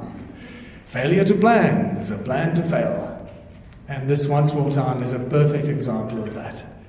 Very much, we need to plan stuff. We need to be spontaneous. We need to be out of the box thinkers, but we have to plan it and implement it well, because we can't fail. The one worst nightmare I have, which is not a possibility, but it pops up in my mind for a split second every now and then and says, we can't fail with One Small Town. We can't fail. We must succeed. If we don't succeed, the alternative for me and my reality is too horrible to contemplate. Because I don't want to live in a world that carries on the way it is. And the reason, I'm sure that every one of you feels the same way. That's why you're here. That's why you didn't put your hand up earlier. I don't want to continue living in the world the way it functions and operates today. I want to live in a One Small Town, where I'm surrounded by people that know me, that love me, that have my back, that care about me the way that I care about them. So, hasty appointments of ambassadors, I mentioned that already. Boy, that was a big lesson for us, not to do that. Look, lack of business plans and project management. We've tried some One Small Towns in, the first one, if you're not aware of this, the first One Small Town we tried was in 2017 in Canada with Mayor, Ron Higgins. Ron Higgins was the mayor of a small town. I forget the name. Sorry? Yeah, I forget the name. But anyway, what a lovely guy. I met with him for about 6 hours. We met about 3 hours north of Toronto. And he got it. He was totally honored. He loved it. He thought this is perfect. He took it back to his town. He presented it to his council, and they after some convincing, they adopted it. And then they tried to launch it in the town. They weren't ready. They didn't have the systems. They didn't have the platform. They didn't have the tokens. They didn't have the membership systems. They didn't have the business planning ideas. And how do we do anything? It was just an idea, but to implement it, even though it came from the mayor and many of the people, and then the attacks came from the people. Said, it's never going to work. What is our mayor? Our mayor is trying to turn our town into some communist plot and stuff like that. Like, people just have no idea, so they just attack. Right? So, and it was destroyed. Within 6 months, the whole idea was destroyed. From the most beautiful, amazing idea and plan, this is what we're going to do, because it wasn't planned and implemented properly. So that was probably our first, after my experience in my town with the town hall and the sporting events and all that, that was the next big event. And we realized, okay, well, that didn't work. So how do we fix that? And we tried it again with a few more mayors. Only to realize, oh my God, we can't work with mayors.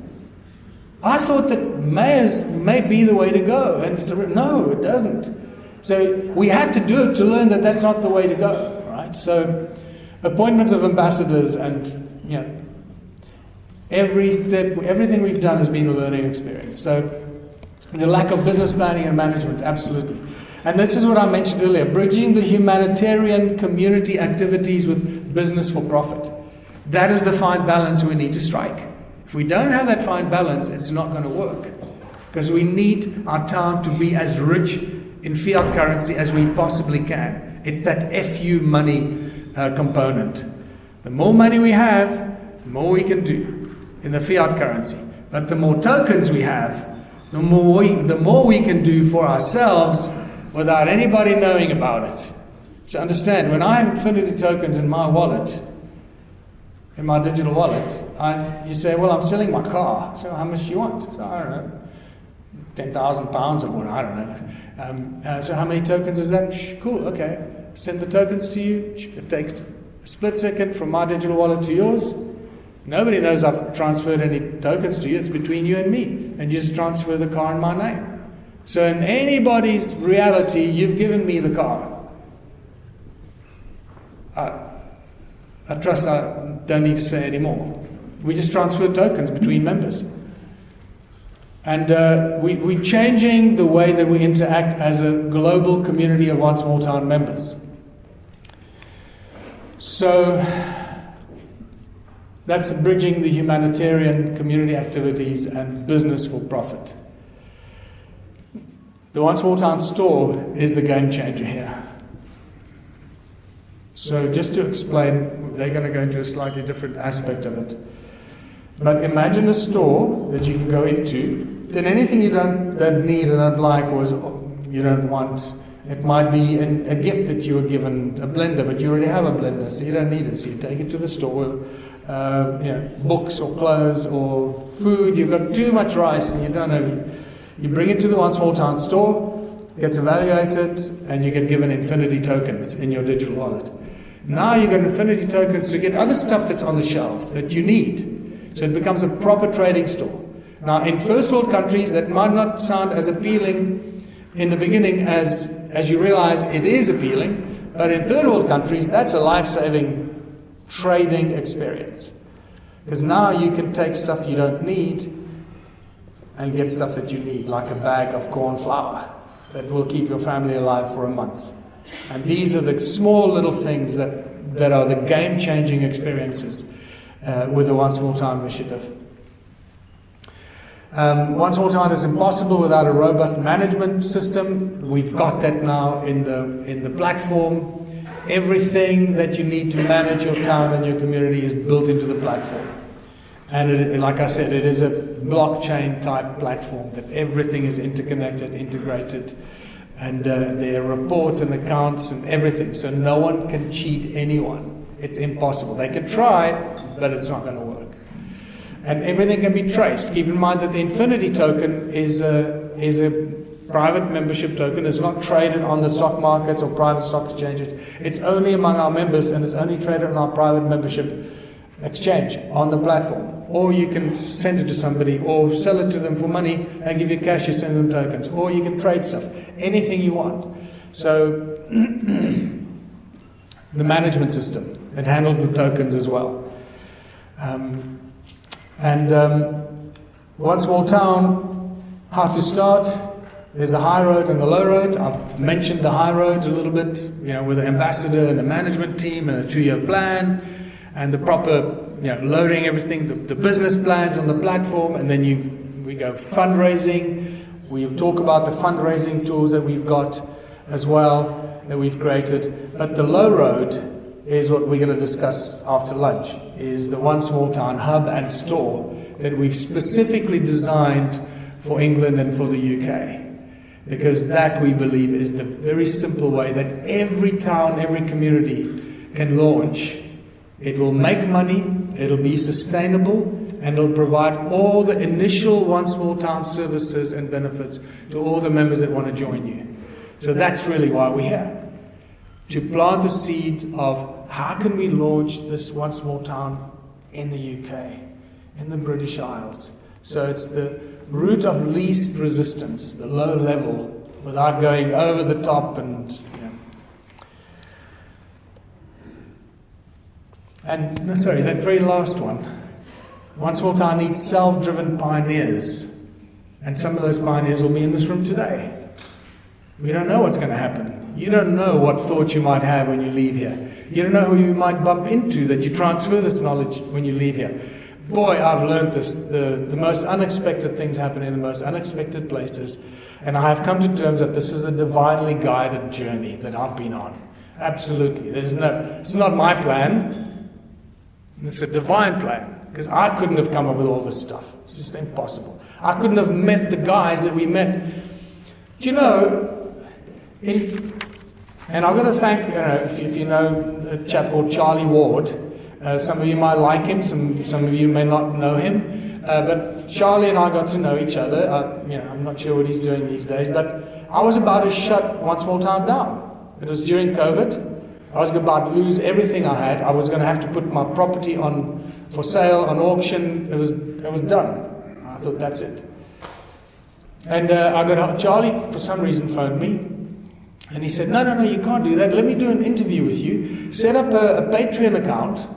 And once you've got a Patreon account set up, let's do an interview and we'll call out for people to sign up as members and support your One Small Town initiative, because that's the least I can do to help you. And boy, that's what saved this entire initiative was saved by that guy. And that one interview I did with him, overnight we had $10,000 a month that was pledged to us. Or within about 72 hours, people just started pledging, and that's what saved the One Small Town initiative. I wouldn't be here today without that one interview. So you never know when you're going to run into somebody who bumped it, or somebody says something somewhere, and you say, well, if only we had £1 million to start a shoe factory. So, well, I've got a shoe factory standing closed. You never know what's going to happen. And this is why I'm so excited about this journey, because it is so unexpected and unpredictable. So, self-driven pioneering and pioneers. Session 2. Learn why One Small Town's unique tools sets us apart. Unique tools set us apart, I think is the correct way of saying that, right? So, the power of the One Small Town token, abundance and funding for One Small Town. So if you don't know, the Infinity token is our official reward system. It is on the platform. You can go on right now. Once you sign up as a member with your cards, you'll sign up as a member. You can go and buy tokens. You automatically have your digital wallet in your membership account, so you can log in as a member and see your wallet. Oh, there's my wallet. I've got no tokens in there. So you can either buy tokens, but because you're here and you sign up as a member, you'll be allocated the tokens. So do that. I want to see every one of you sign up as a member. We're going to follow up with a phone call, and we're going to hunt you down until we know that you signed up as a member. And you'll be allocated, I think it's 100 tokens. Is it 100? 100 tokens, just for being here. So this is what we're doing with all our One Small Town workshops of this nature. Just to make people realize that this is a serious solution. Our own membership token. It is far more secure than any other cryptocurrency or token that you can think of in the world right now. And if there are any crypto heads in this room right now, please let this sink in. Very few people have really digested and absorbed the importance and the power of the Infinity token. In the last 3 or 4 months, I've spoken to 2 crypto heads. I mean that, in an affectionate way. People that are completely lost in cryptocurrency, and they come at it from such a cryptocurrency perspective. They really struggle to. The moment after about a half an hour discussion, there's like a pause, and they go, "Oh my God, I think the penny just dropped for me. I know what you've done. Oh my God!" And then I can hear, you can actually feel the energy on the phone. They've just realized what we've done. And then they say, this is what 2 of them said to me now over the last 3 or 4 months. "Oh my God, you've got the most powerful and safe and secure cryptocurrency in the world. It's an asset-backed community private membership reward system. Every token is backed by 3 hours of labor. It can't exist unless somebody somewhere has done 3 hours of work towards your community. Whether it's fixing the streets or working in a factory or whatever. Or coming to a lecture or learning how to be a carpenter or learning a skill. We have an asset-backed community reward system that doesn't exist anywhere else in any other form. If the banks had to close their doors tomorrow, and you realize, I hope you realize, that is a distinct possibility. That could happen literally in the blink of an eye. Some BS global event could happen, and they use that as an excuse. Oh, we've got to close all the bank accounts. Like they did in Cyprus in 2013 or 2014. Do you remember that? A friend of mine in Cape Town had £11 million in his account in Cyprus. Gone overnight. Gone. They paid him out £100,000. From 11 million to 100,000. If you think you got money in the bank and you're safe, forget about it. Forget about it. So, what we have with the One Small Town initiative is we have a blockchain that's private. It's not traded on the open market, so nobody can go and manipulate and jippo it and screw it up for us. And we could say, if the banks had to close their doors tomorrow, I'm sharing some privileged information with you, this is private, do not tell anyone. We're going to have to cut this out of the video. No, I'm serious. This is how serious this stuff gets. If tomorrow morning you wake up and all the bank accounts are closed, we as One Small Town members carry on as if nothing happened. We could just put out a statement that everyone that joins One Small Town gets allocated 100,000 tokens. Now suddenly we got millions of people around the world that have a means of exchange. Everyone has the same number of tokens, and you can continue trading and exchanging. Forget about the money in the banks, it's gone, it's closed, but we can continue.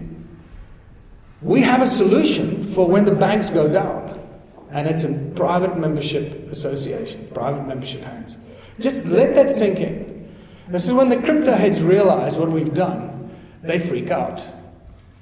And sooner or later, the people start using Infinity Token the way that Bitcoin was used right in the beginning. I don't know how many of you, but I got excited. I really got excited because I thought, finally, we're going to have an alternative way to exchange, blah, blah, blah. And everybody was putting on their invoices. I would get invoices from people and say, we accept payment in Bitcoin.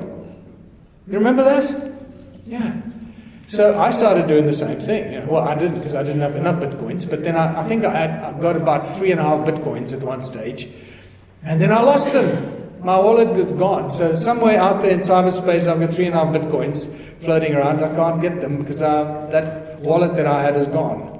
It doesn't exist anymore. Somebody stole it. That can never happen with the Infinity Token. So the moment we start using it in that way, and say, I accept payment in Infinity Tokens, we start sharing and exchanging and creating a global environment where we're not dependent on the current system. We're not fighting the system, but we have our own system. And the more people use our system, guess what happens to the old system? You can fill in those gaps for yourselves. So, where are we? We're a private membership association. That's very important because private membership associations have a lot of protection. This is why all these secret societies have private membership associations and private memberships, and that's why they can do the crap that they get away with. And we can now do crap and get away with it the way they do.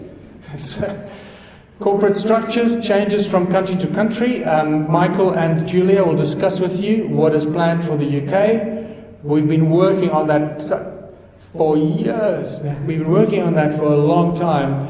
Exhausting, like what is the best legal or that kind of structure that we need to set up that'll suit the needs for One Small Town in England, the UK. And it's fascinating when you start looking at that. And which of these structures are going to work in our favor, that we can make sure that we protect the assets that we create within the One Small Town community.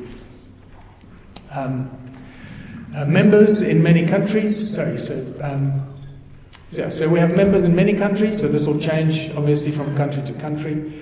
Opportunities for trade, innovation and collaboration. These are the tools, I forgot where we are.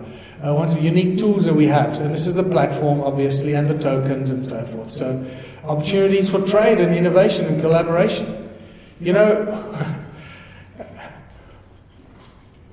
One of the ways that you bypass the money system is trading and exchanging. And I'm not saying we're doing that, but we have the mechanism to do that. So imagine we have 100 towns in 100 countries. That's 10,000 small towns around the world. Suddenly the numbers get quite big, right? And you realize if each town around the world, 10,000 towns, each town becomes known for doing something or manufacturing something special, every other small town becomes a distributor for that product or those services. So suddenly we've created a global network, a distribution network of the food or the stuff that we make and distribute. And that's what makes us strong. And trade, innovation, collaboration, it's so important. And without the platform and the blockchain, none of this is possible. It's simply impossible. I've been attacked many times. Oh, you've just turned into a big corporate now. So who's going to make the rules? And I go, I am. It's my way or the highway. No. You run your bloody communities the way you run. You want to run them with your structure, with your communities, with your council that makes the decisions for yourselves. but we're using the platform to do it on, so that it's easy to connect to any other small town, their members, the products they make, or offer them what you've got, and so forth. So, how our secure One Small Town membership platform provides operational support, transparency, accountability, reporting, project management, business planning, fundraising, etc. Well, I've just told you what we need to be aware of. So that's what the platform is all about. It's taken a long time. And well, again, we were invited down to the Eastern Cape, to Port Alfred, this beautiful holiday resort there, that we had a big private, an affair event where they were talking about cryptocurrencies and things like that, and we wanted to go there to introduce them to One Small Town and the Infinity Token. But I didn't realize that God had a different plan. That's not what we ended up doing. We ended up meeting the guys that are now our coders and our programmers. We're the only South African client. They only work on billion-dollar clients outside of South Africa. And we're the only client, but we're their favorite client. They love us most. They want us to succeed. And so they're doing stuff, coding stuff for us that would cost millions and millions of pounds. They're doing for us virtually for free. We could not have done this and created the blockchain and the platform without the input of our coders and programmers in Midrand. It's spectacular. And they just love what we do.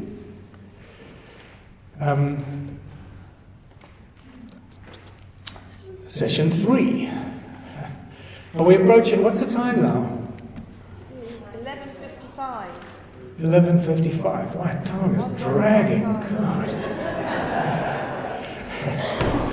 So, I just want you guys to get up here. I'm sick of this. I've been doing this for too long. Okay, so let's go through this. Session 3. How will One Small Town innovations play a part in your One Small Town community? If you haven't heard this yet, we have a whole stack of new technologies.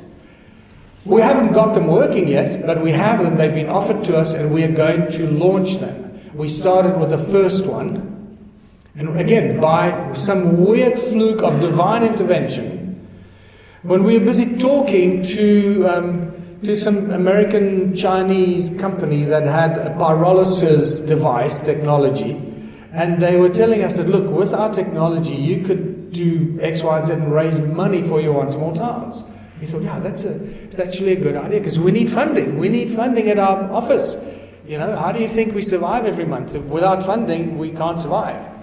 So that's, by the way, that's why we in case you didn't pick up on that, we launched the 24 million Infinity tokens as the seed capital.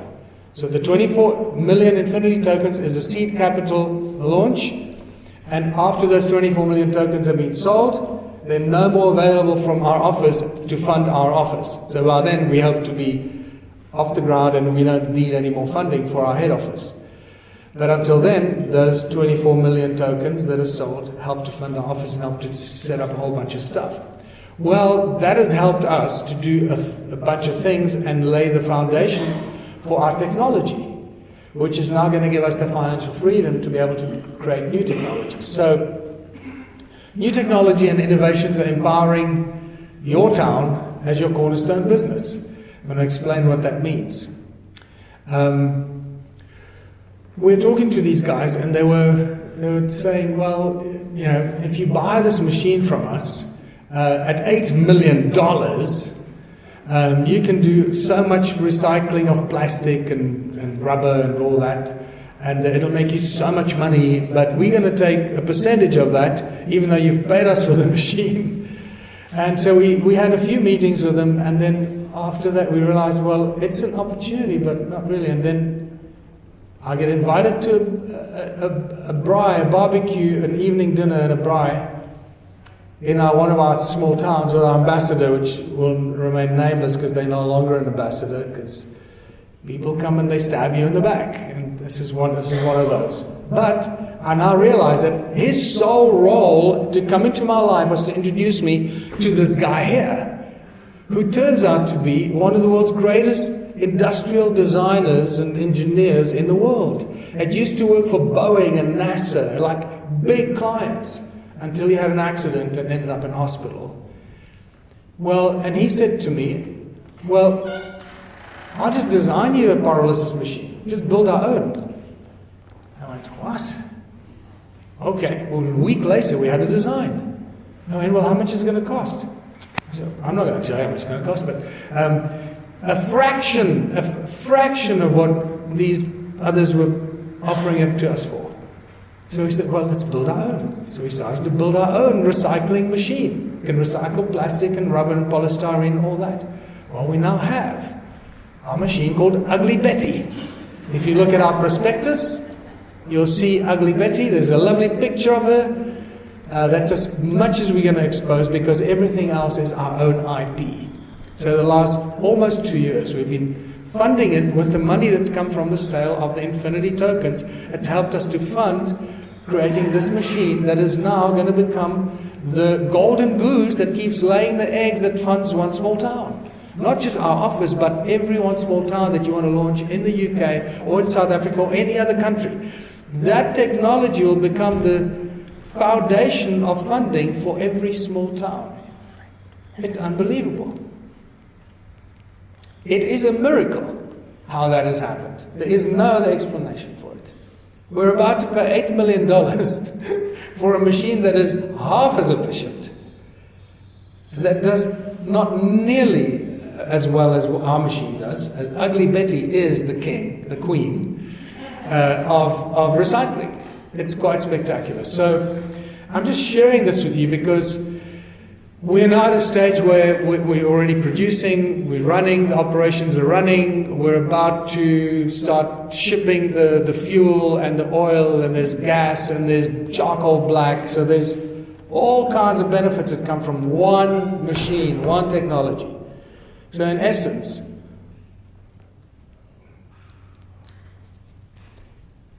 yeah, I'm not going to say that. So we're ready to use this technology to generate funds for small towns around the world. So this is why the ambassador for every country is so important. Because whoever signs up as an ambassador for a country, like Giulia, they take on the responsibility of bringing that technology into the country and helping to find the right people and engineers within that technology sector to set up the factory that'll start recycling and generating the funds for us. So that's what that means. New technology innovations, empowering your town as your cornerstone business. So this recycling Ugly Betty becomes a cornerstone business for every One Small Town national office and each country office as we set up the small towns in each town. So, and then learn how we will implement health, clean food, water and energy. I have no idea what I wanted to say about that. Let me just think why I wrote that line. Learn how we will implement health, clean food, water and technology. Educating the community, exactly. So we have to start looking at restructuring the education in our towns, because we can't carry on the way it's going. And it's a lot easier to set up an alternative education or a school, I know that there's some lovely schools like the Waldorf School and the Steiner schools and all these other schools, and there's some great Russian school models that I've seen over the years that really produce amazing kids. So there's all kinds of alternative educational models that help our children grow their minds a lot better. Homeschooling, I don't know, is homeschooling a big thing in England and the UK? It is? So I automatically go towards homeschooling. I know they're trying everything to stop that, so we need to do everything to make them not stop that, because we want to be able to, we need to be in control of the education of the future of our children, not hand it over to the government. That's absolutely a no-no. So the implement health. We have a number of plans. I know I discussed this with Giulia and a number of people over the years. We have a very new and alternative approach towards healthcare, hospitals, health centers, and so forth. Once again, we can't say we don't believe in mainstream medicine. Well, that's just ridiculous. If you have an accident, you need to go in the hospital so they can fix you up, sew you up, and stop you from bleeding. So we need hospitals, we need trauma care, we need all that stuff. But when it comes to GPs and prescribing drugs that's going to make me addicted, that's a whole different story. So we know how to heal ourselves to prevent becoming sick. But we still need the hospitals and the trauma units and all that. So once again, there's a fine balance between the two. And we need to find the fine balance between the two. So we've come up over the last few years with a really awesome balance to start our own hospitals that deal with trauma and the bloody part of hospitals, but also the real healthcare and preventative healthcare that stops us from getting sick. And that's really where we need to start. If we stop getting sick and we stop eating poisonous food, that's where the farmers come in, that's where our small towns and our farmers that supply us with all the non-GMO organic food. So we start there, we start small. Again, we start small. And we start distributing healthy food, we start taking care of our own people in our own communities with small health centers and health clinics that we go through every 3 or 4 months or so to go through as a whole little cleansing protocol, get rid of the parasites and all the stuff that we didn't know until a while ago that, we actually get sick because of the parasites. And these are all the things that we just don't know because mainstream healthcare doesn't tell us that. So please understand, I can't go into all the details here. I would love to, but we can stretch this for a week and go through it in detail, but that's not what we're going to do. Because you know this already.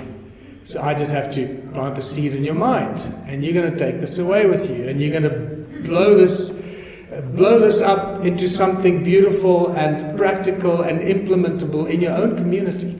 But I tell you, we have a beautiful model for hospitals that are owned by communities that operate completely differently from the way that hospitals work today. And it's literally like printing money. So it does both. It serves the community while it makes a sickening amount of money in fiat currency every month. And that sickening amount of money then gets put to use in the small towns and villages that can't afford hospitals and clinics. Once again, I'm using a country like South Africa, where we used to have the world's greatest healthcare system until 30 years ago, no longer. Private healthcare, great. Everything else, shocking. So, imagine if you have a hospital that I don't want to go into the details now, but that makes you 50 million rand. I'm going to use rand because I don't know how that will translate into pounds. But with 50 million rand in South Africa, we can set up 50 small clinics that are fully funded, or maybe even 100, because 500,000 rand will fund an entirely 5-star clinic with all the things you need, with the doctors, the nurses, all the best equipment necessary, up to the point where you can't deal with it and you send them back to your main hospital in the city. That's it. So now we've got the main hospital in the city that's set up for maybe 100,000 people that funds many little clinics around our country that cannot afford top 5-star quality healthcare and hospitals. So we have this plan. I'm not going to go to this plan now because we didn't come here for that. We came here for the One Small Town launch in the UK. But I just want you to know that there are all these plans and ideas that we're working on that can be adapted not only in South Africa but in England and especially in the USA. And the USA, it gets even more exciting because there we have the tribal leaders that are in full control of their lands, that don't need a hospital license or a permit to build a hospital. And that creates a very exciting opportunity. But once again, over the years I found that every tribal leader that I've spoken to, they just weren't ready to hear the message. They're just not ready. Either they sold out to the big corporates and they just want casinos because they want to pocket the money, or they're just not ready for the message. But it'll come. We'll find a tribal leader in the USA at some stage that will realize, oh my God, I can make millions a month for my community and my people. And we'll do it. So when I talk about healthcare, clean food, water, energy, all this technology is available. And through Ugly Betty, we're going to get the funding to move on to the next one and the next one. So I can tell you that the next technology we're going to be moving on is air conditioning and hot water, generating hot water. It's an insane technology. And what we're finding now is that more and more inventors are realizing that one small town is a safe place for them to launch their technology, because they remain in the background.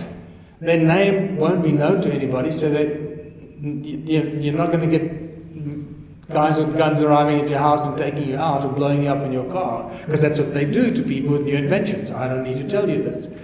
It's a sick world out there.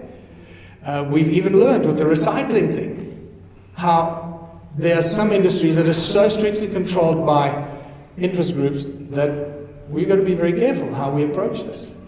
Just on the recycling side, you'd imagine that everybody would be very happy to recycle all the crap.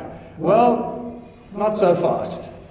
So we've got to be really careful, and we've got to be smart and work smart and achieve the goals that we set for ourselves. Otherwise, we don't want to oppose people and start unnecessary conflicts. Healthcare, clean food, the food we've spoken about. We need to engage with our farmers. We need to get them in to work with us, and even if we start small and grow.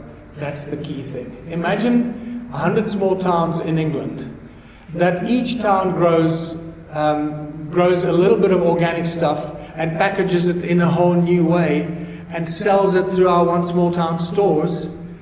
Our stores will be the places to go for people to get the organic non-GMO stuff, because it's difficult to find it anywhere else. So we got to start thinking like this. We're starting from scratch, and we got to build it well.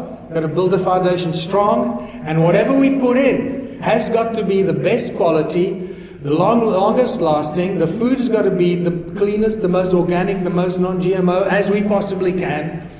The healthcare products we put out, and that is obviously, do I need to spell that out for you? Oh my God, the healthcare industry and the medical industry and the alternative medical industry, all the different homeopathic products and the medicinal plants that we can grow and package in an infinite number of ways is an infinite growth opportunity. That part of the global market is exploding. By the way, Grok told me when I was doing the cornflake factory business plan in the car, because that's what I do, Grok has become my biggest friend. I have no idea how to use, what's the other one? ChatGTP. No idea how to use ChatGTP, but Grok is my biggest friend. So Grok says that the organic food industry in the UK is growing at 5.6%. Is it 6.5% or 5.6%? The GDP of the UK is growing at apparently 0.3 something percent. The organic food market and the health food market is growing at 6%. It's like 18 times faster than the GDP. That's an industry we should be involved in, right? So let's be smart, people. Let's not be stupid. Let's be smart. Let's do the right things. Get involved in the right industries for the right reasons. We're not doing it because we're going to make money. We're going to make ridiculous amounts of money from it too, but for the right reasons, because that money comes back into our towns, right? It's not going to some shareholders sitting in Switzerland or directors. So healthcare, clean food, water. Water, do I need to spell it out? We know we got a problem with water. You know, in South Africa now, the government is trying to restrict water rights to white farmers. No, it's like, it's just ridiculous. It's going to go, wow, we've come so far since the end of apartheid. It's just crazy. So, and then that brings us to, these should be the other way around actually. Technology token and the innovation hub. But the innovation hub is just really where we are building our factory now that's built Ugly Betty. We've got a whole engineering section that we've had to set up because we found that we're ordering parts from third-party engineering factories. Sometimes we waited for 3 months for a small part. Because it's a small part, they put us on the back burner, they do the big jobs first. 3 months. So we decided, no, we can't have this. So again, the funding that came from the Infinity token that we get, helped us to buy a laser cutter, some lathes, some dies, and all the tools we need to set up a 5-star engineering factory. Now we can make all the parts that we need for ourselves to make ugly betties and put up a production line. So now we're ready for the world. So as soon as you get your act together and you register and get all the necessary licenses and permits so we can set up a pyrolysis factory in the UK, we can get off the ground. So work with Giulia and Michael to make that a reality, make it a possibility. So if you know people that are engineers or people that understand the pyrolysis world and the recycling world, we're going to need those involved with Michael and Giulia to set it up. As soon as that's set up, we can bring the technology in, set it up, and boom, you'll have your funding. And that's when you also start to realize how to navigate that field. Right. Pyrolysis. Yeah, that's turning rubber and plastic into oil and other products. Just so that you know, this is an absolutely green and clean technology. No emissions whatsoever. Nothing. Okay, so if that's, it's pollutant. No, it's in fact the opposite. We're taking polluting stuff and we're turning it into usable products, whether it's fuel or carbon black or gas. And it leaves zero pollution. So, what was I going on about? Innovation Hub. So the Innovation Hub, now we've got our own engineering factory, which has actually become like a separate money, fund or money-making business for One Small Town, so we can pay our bills. Because now we've got people starting to queue up to say, oh wow, you can make stuff, and we're starting to get more and more clients asking us to make them stuff. Like, engineering stuff, metal stuff that you need laser cutters and metal things for. So it's exciting and interesting how this thing is growing. And I'm sharing this with you so you understand that there's a strong foundation underneath all of this. It's not just some talking head called Michael Tellinger or some crazy idea. We've come a long way from that. It was a crazy idea 20 years ago. 10 years ago it was still a crazy idea because we were still in politics then. We had to go through politics to realize that politics is not a solution. Right? And you know why it's not a solution, right? Because politics is a system of opposition. The moment you go into politics, you become an opposition party to everybody else. Well, we oppose them and them and them. We don't agree with anybody. We want it our way. So that's not a solution. But I had to do it to be able to stand here with experience and talk about it. And some absolutely heartbreaking stories that I can tell you, being in politics, to see how crooked and how evil it is. Just give you a hint, like some of the people that signed up as candidates and whatever for our Ubuntu party in 2016, that's the last time we ran for elections in South Africa, in 13 municipalities, we just wanted 13 municipalities, we just wanted to win one so we could implement the One Small Town plan. We didn't win one, but what happened is that the people that stood as our candidates were then victimized afterwards and they lost their jobs. The ANC guys kicked them out of their jobs.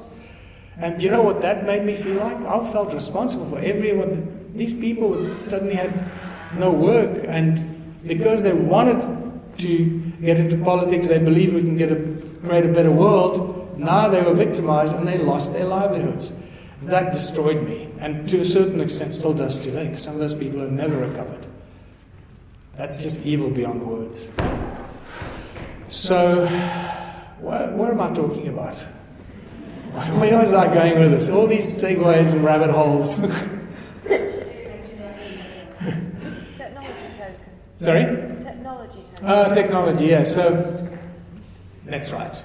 You know what I'm talking about. So we've got exciting technology coming. We got water purification, desalination technology. The big one is our seed treatment technology. That's the next big one I want to set up for me, because I'm green fingers. If I could grow food, that's what I would choose to do. I'd rather do that than be standing here doing this.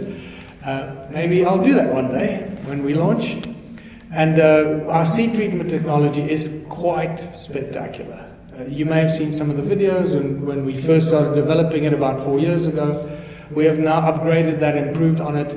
But we can't start that until we have allocated funding, we have a little farm with a proper lab, with people that know how to do genetic modification. When I say genetic, I don't mean genetic cloning. I mean people that know how to work with seeds and how to grow seeds and how to register the DNA of that seed. So we can take corn, for example, and imagine, I'm going to talk about corn, but then imagine every possible thing that grows from a seed. Right? We're going to have to do this with. We put this into our seed machine, and it grows. It's almost like a little fish tank. And we started with little, they were only about 5 centimeters high, and then we realized it's better when we treat them, they get treated with certain frequencies, and that's our IP. And that's what we got to protect. So we can't let that fall into the hands of Monsanto and those guys. You put the seeds in there for 3 days. Within 3 days, they sprout within the first day, the seed sprouts, and then it starts to shoot a root. Within 3 days, the corn shot a root that went twice around the Petri dish. It's insane how these frequencies affect the seeds. They just want to go crazy. And it affects the DNA of that seed. It actually changes the DNA, it improves the DNA. And it seems to strip it of any GMO influence that it might have had. We will know this for sure once we have our own lab and we can really analyze it. So, to be able to launch a seed treatment and work with our farmers and provide seeds for them and put seed banks together, we need to do a whole bunch of stuff. We need the land, we need green tunnels, we need this, we need labs, we need people that know what they're doing, how to keep track of everything. This is a highly specialized thing, And you know how many emails I get? Hey, can you send me one of those seed treatment machines? I want to sell this thing. So, no one is ever getting a seed treatment machine. And I want to just make this clear for everybody. All the technology we develop in one small town remains highly protected. We cannot let this fall in the hands of any outside company, because they're going to use it to benefit them and their shareholders. And they're going to screw us. So we need to protect everything for our one small town members. So once we get the seeds growing and etc., we got the second generation seeds and the stable mothers, then we take the DNA and we register that DNA with our own marker in it, the way Monsanto does. Because if we don't do that, they will take our seeds and register it as their own. That's how bad the industry is, and people don't think about this. So the whole seed treatment thing sounds simple. But we can't give our seeds away to them. No way, Jose. We're going to protect our seeds the way they protect their seeds. And that's what's going to make us so strong. And that's what's going to make farmers want to work with us. When you see these seeds grow, the corn that we tried and treated, I had GMO corn growing on my property. It was about 6 months old. In 3 months, the treated seeds grew up and caught up with the GMO corn and gave us a higher yield than the GMO corn. Let that sink in. Okay, this is a whole other kettle of fish that the farmers will really benefit from and will want to work with us. So, and the technology token, how are we doing on time? We're 12:21. Oh, good. So we're going to break at 1. Okay, we're going to break for lunch at 1 o'clock for 12 minutes. So, no, we're going to break for what, 45 minutes or 1 hour? It will be 12 minutes. Should we take a view when you get to the natural break there? Okay. I think you've got a fair amount of material still to go. Okay, let me do this quickly.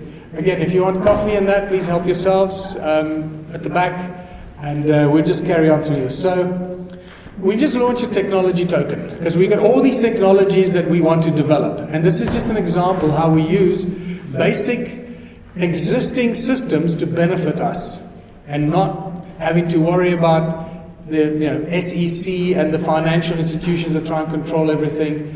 Because if you try and launch an investment opportunity for somebody, so we'll make an investment in this technology.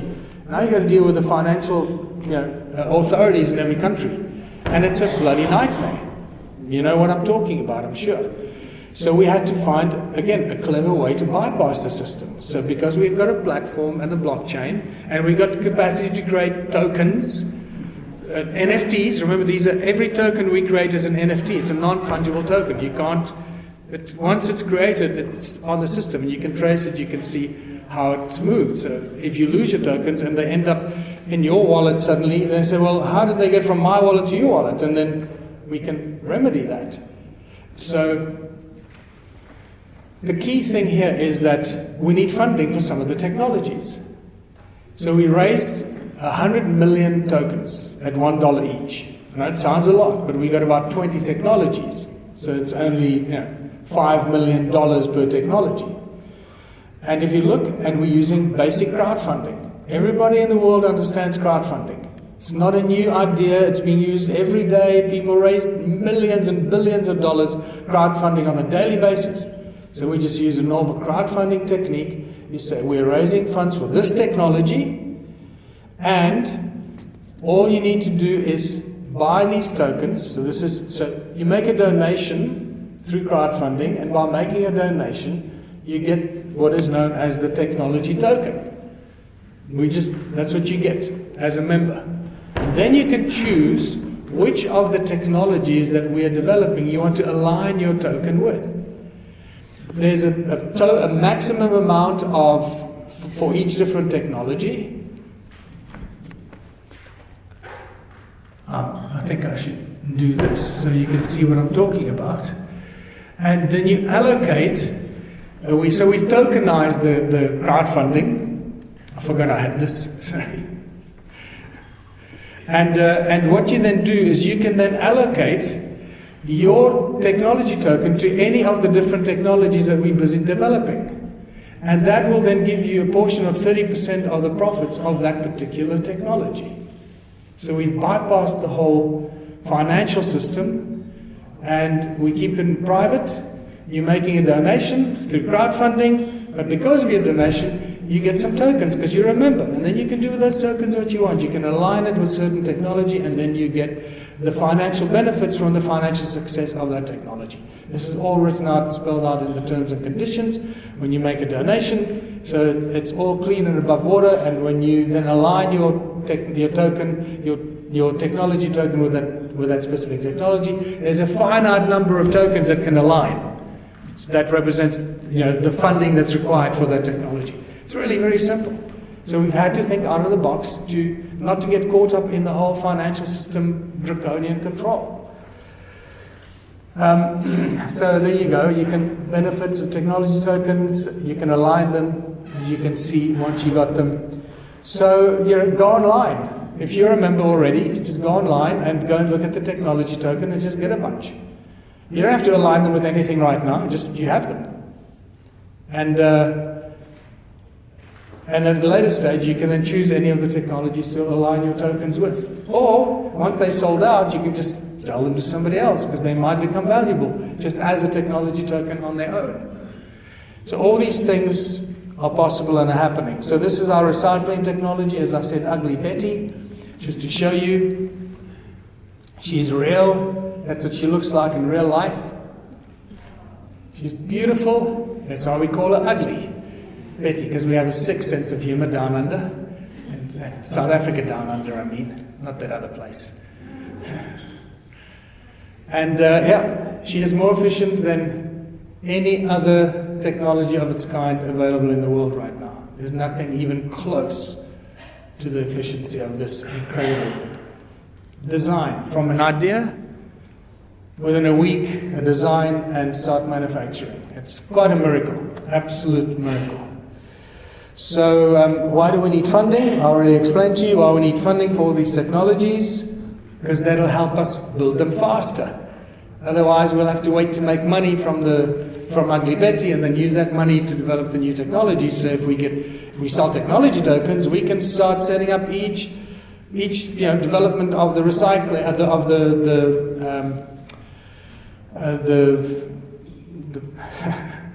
the water purification, and the desalination, and the air conditioning, and the water heating, and other technologies that are already being offered to us. Like I said, more and more inventors are coming to us because they realize that we're a safe haven for inventors.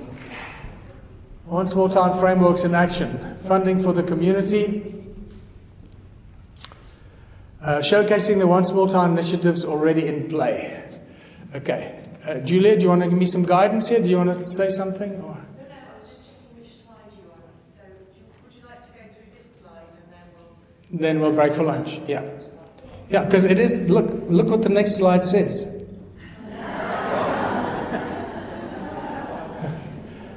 So you see, my timing was impeccable. And it was unplanned.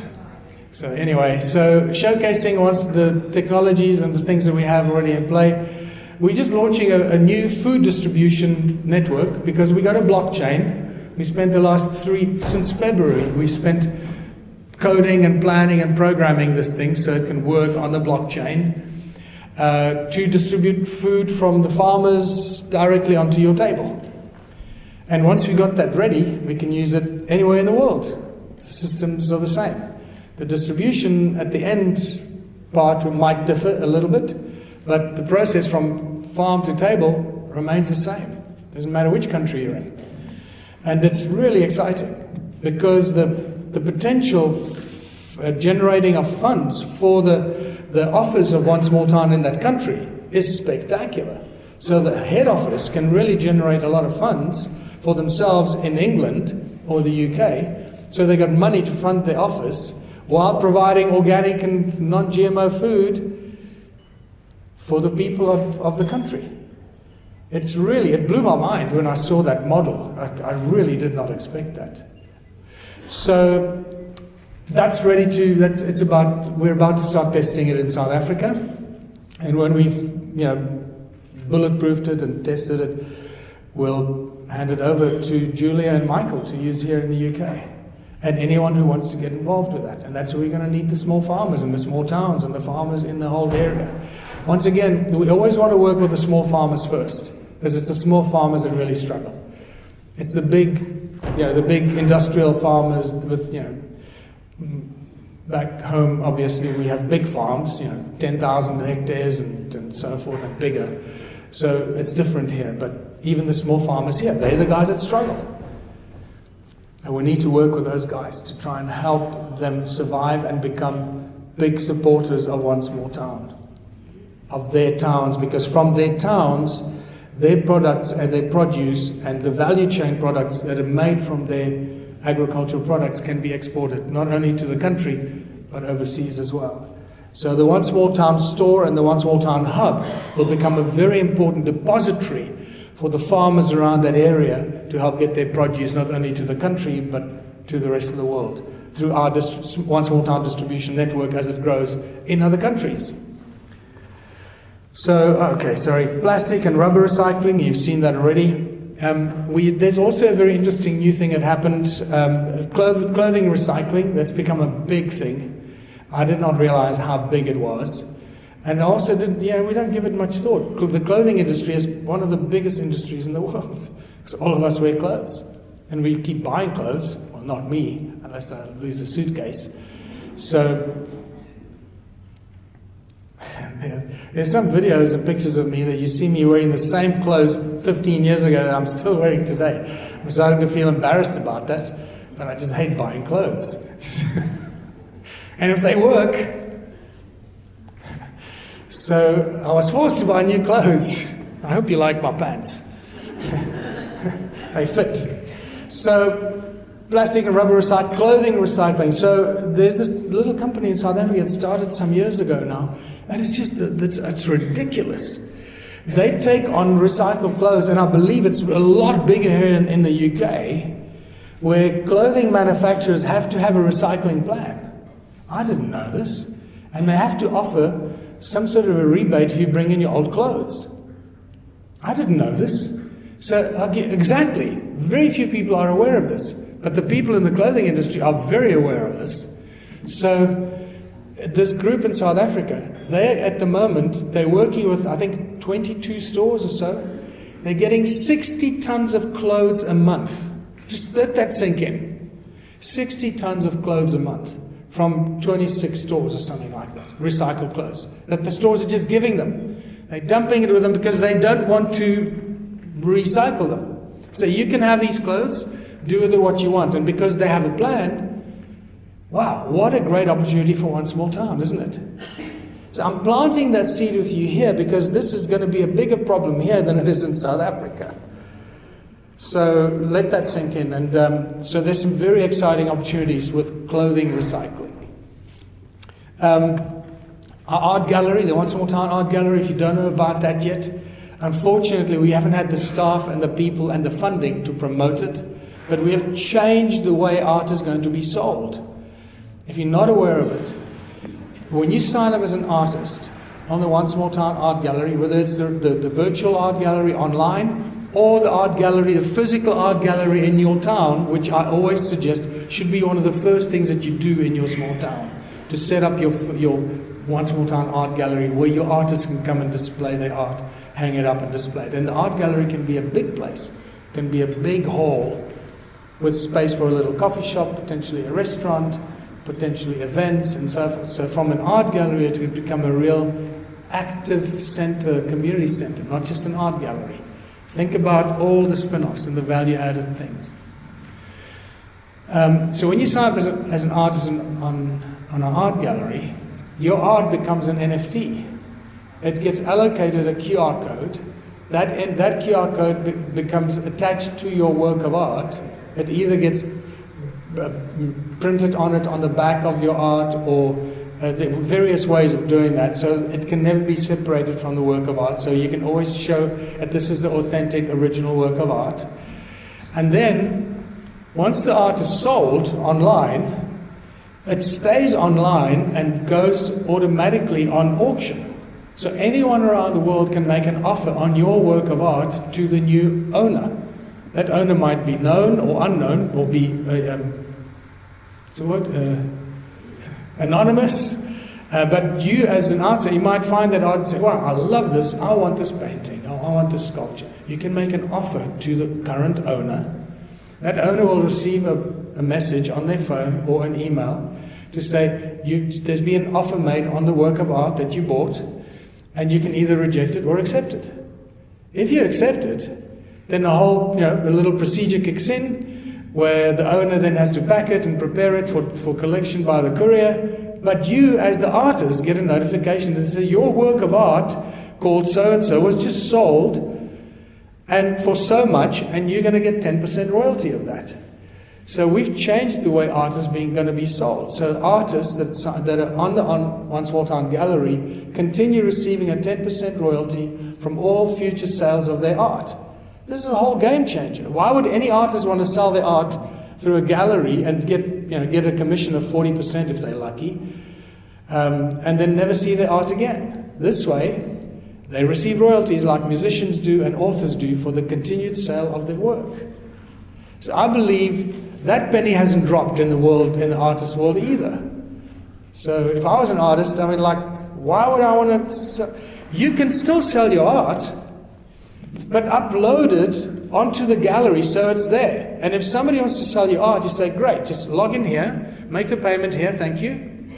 So you can guide them through the process. They don't have to do it on their own. You can open your laptop and say, "Great, you want to buy my art? Do it on here." And that's it. And you've created that chain reaction into the future. So that's one of the major innovations that we've created. Unquestionably, the trading store is the game changer. I mentioned that already, and how the One Small Town trading store will just absolutely be, it's the game changer for all the food that we create, all the products we make, the furniture we do, the clothing, anything we do as a community, or anything anyone wants to sell, the One Small Town store is going to be there.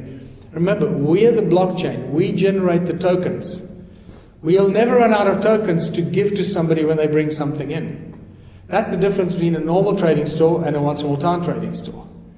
Because we work with our own tokens. We're not working with the fiat currency. A normal trading store, if they don't have cash to give you, they can't buy the crap from you that you want to exchange.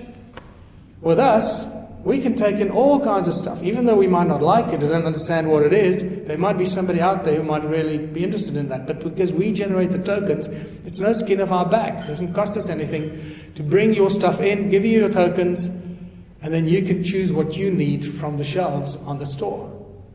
It's a game changer on a level that I think is only going to start being realized when we start using it, especially with the food.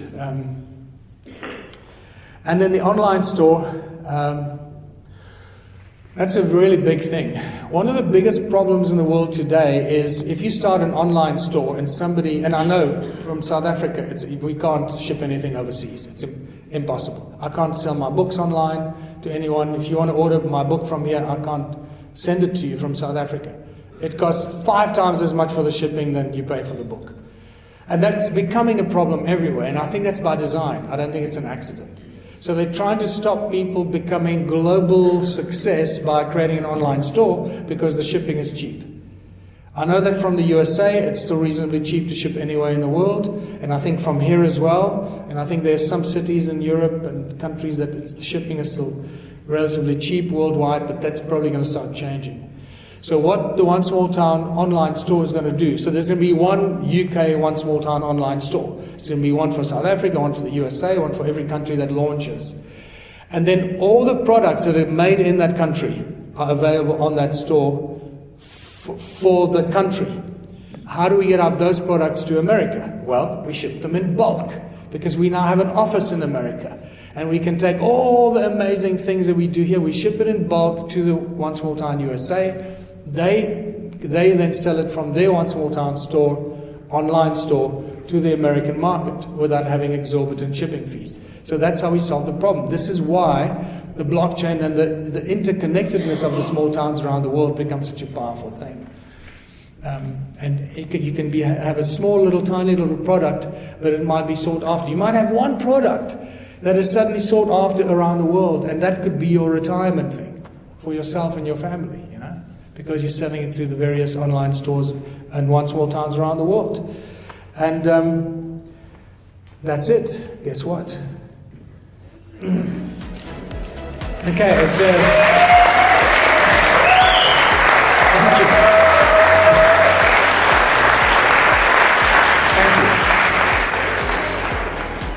We understand 0-point energy very well.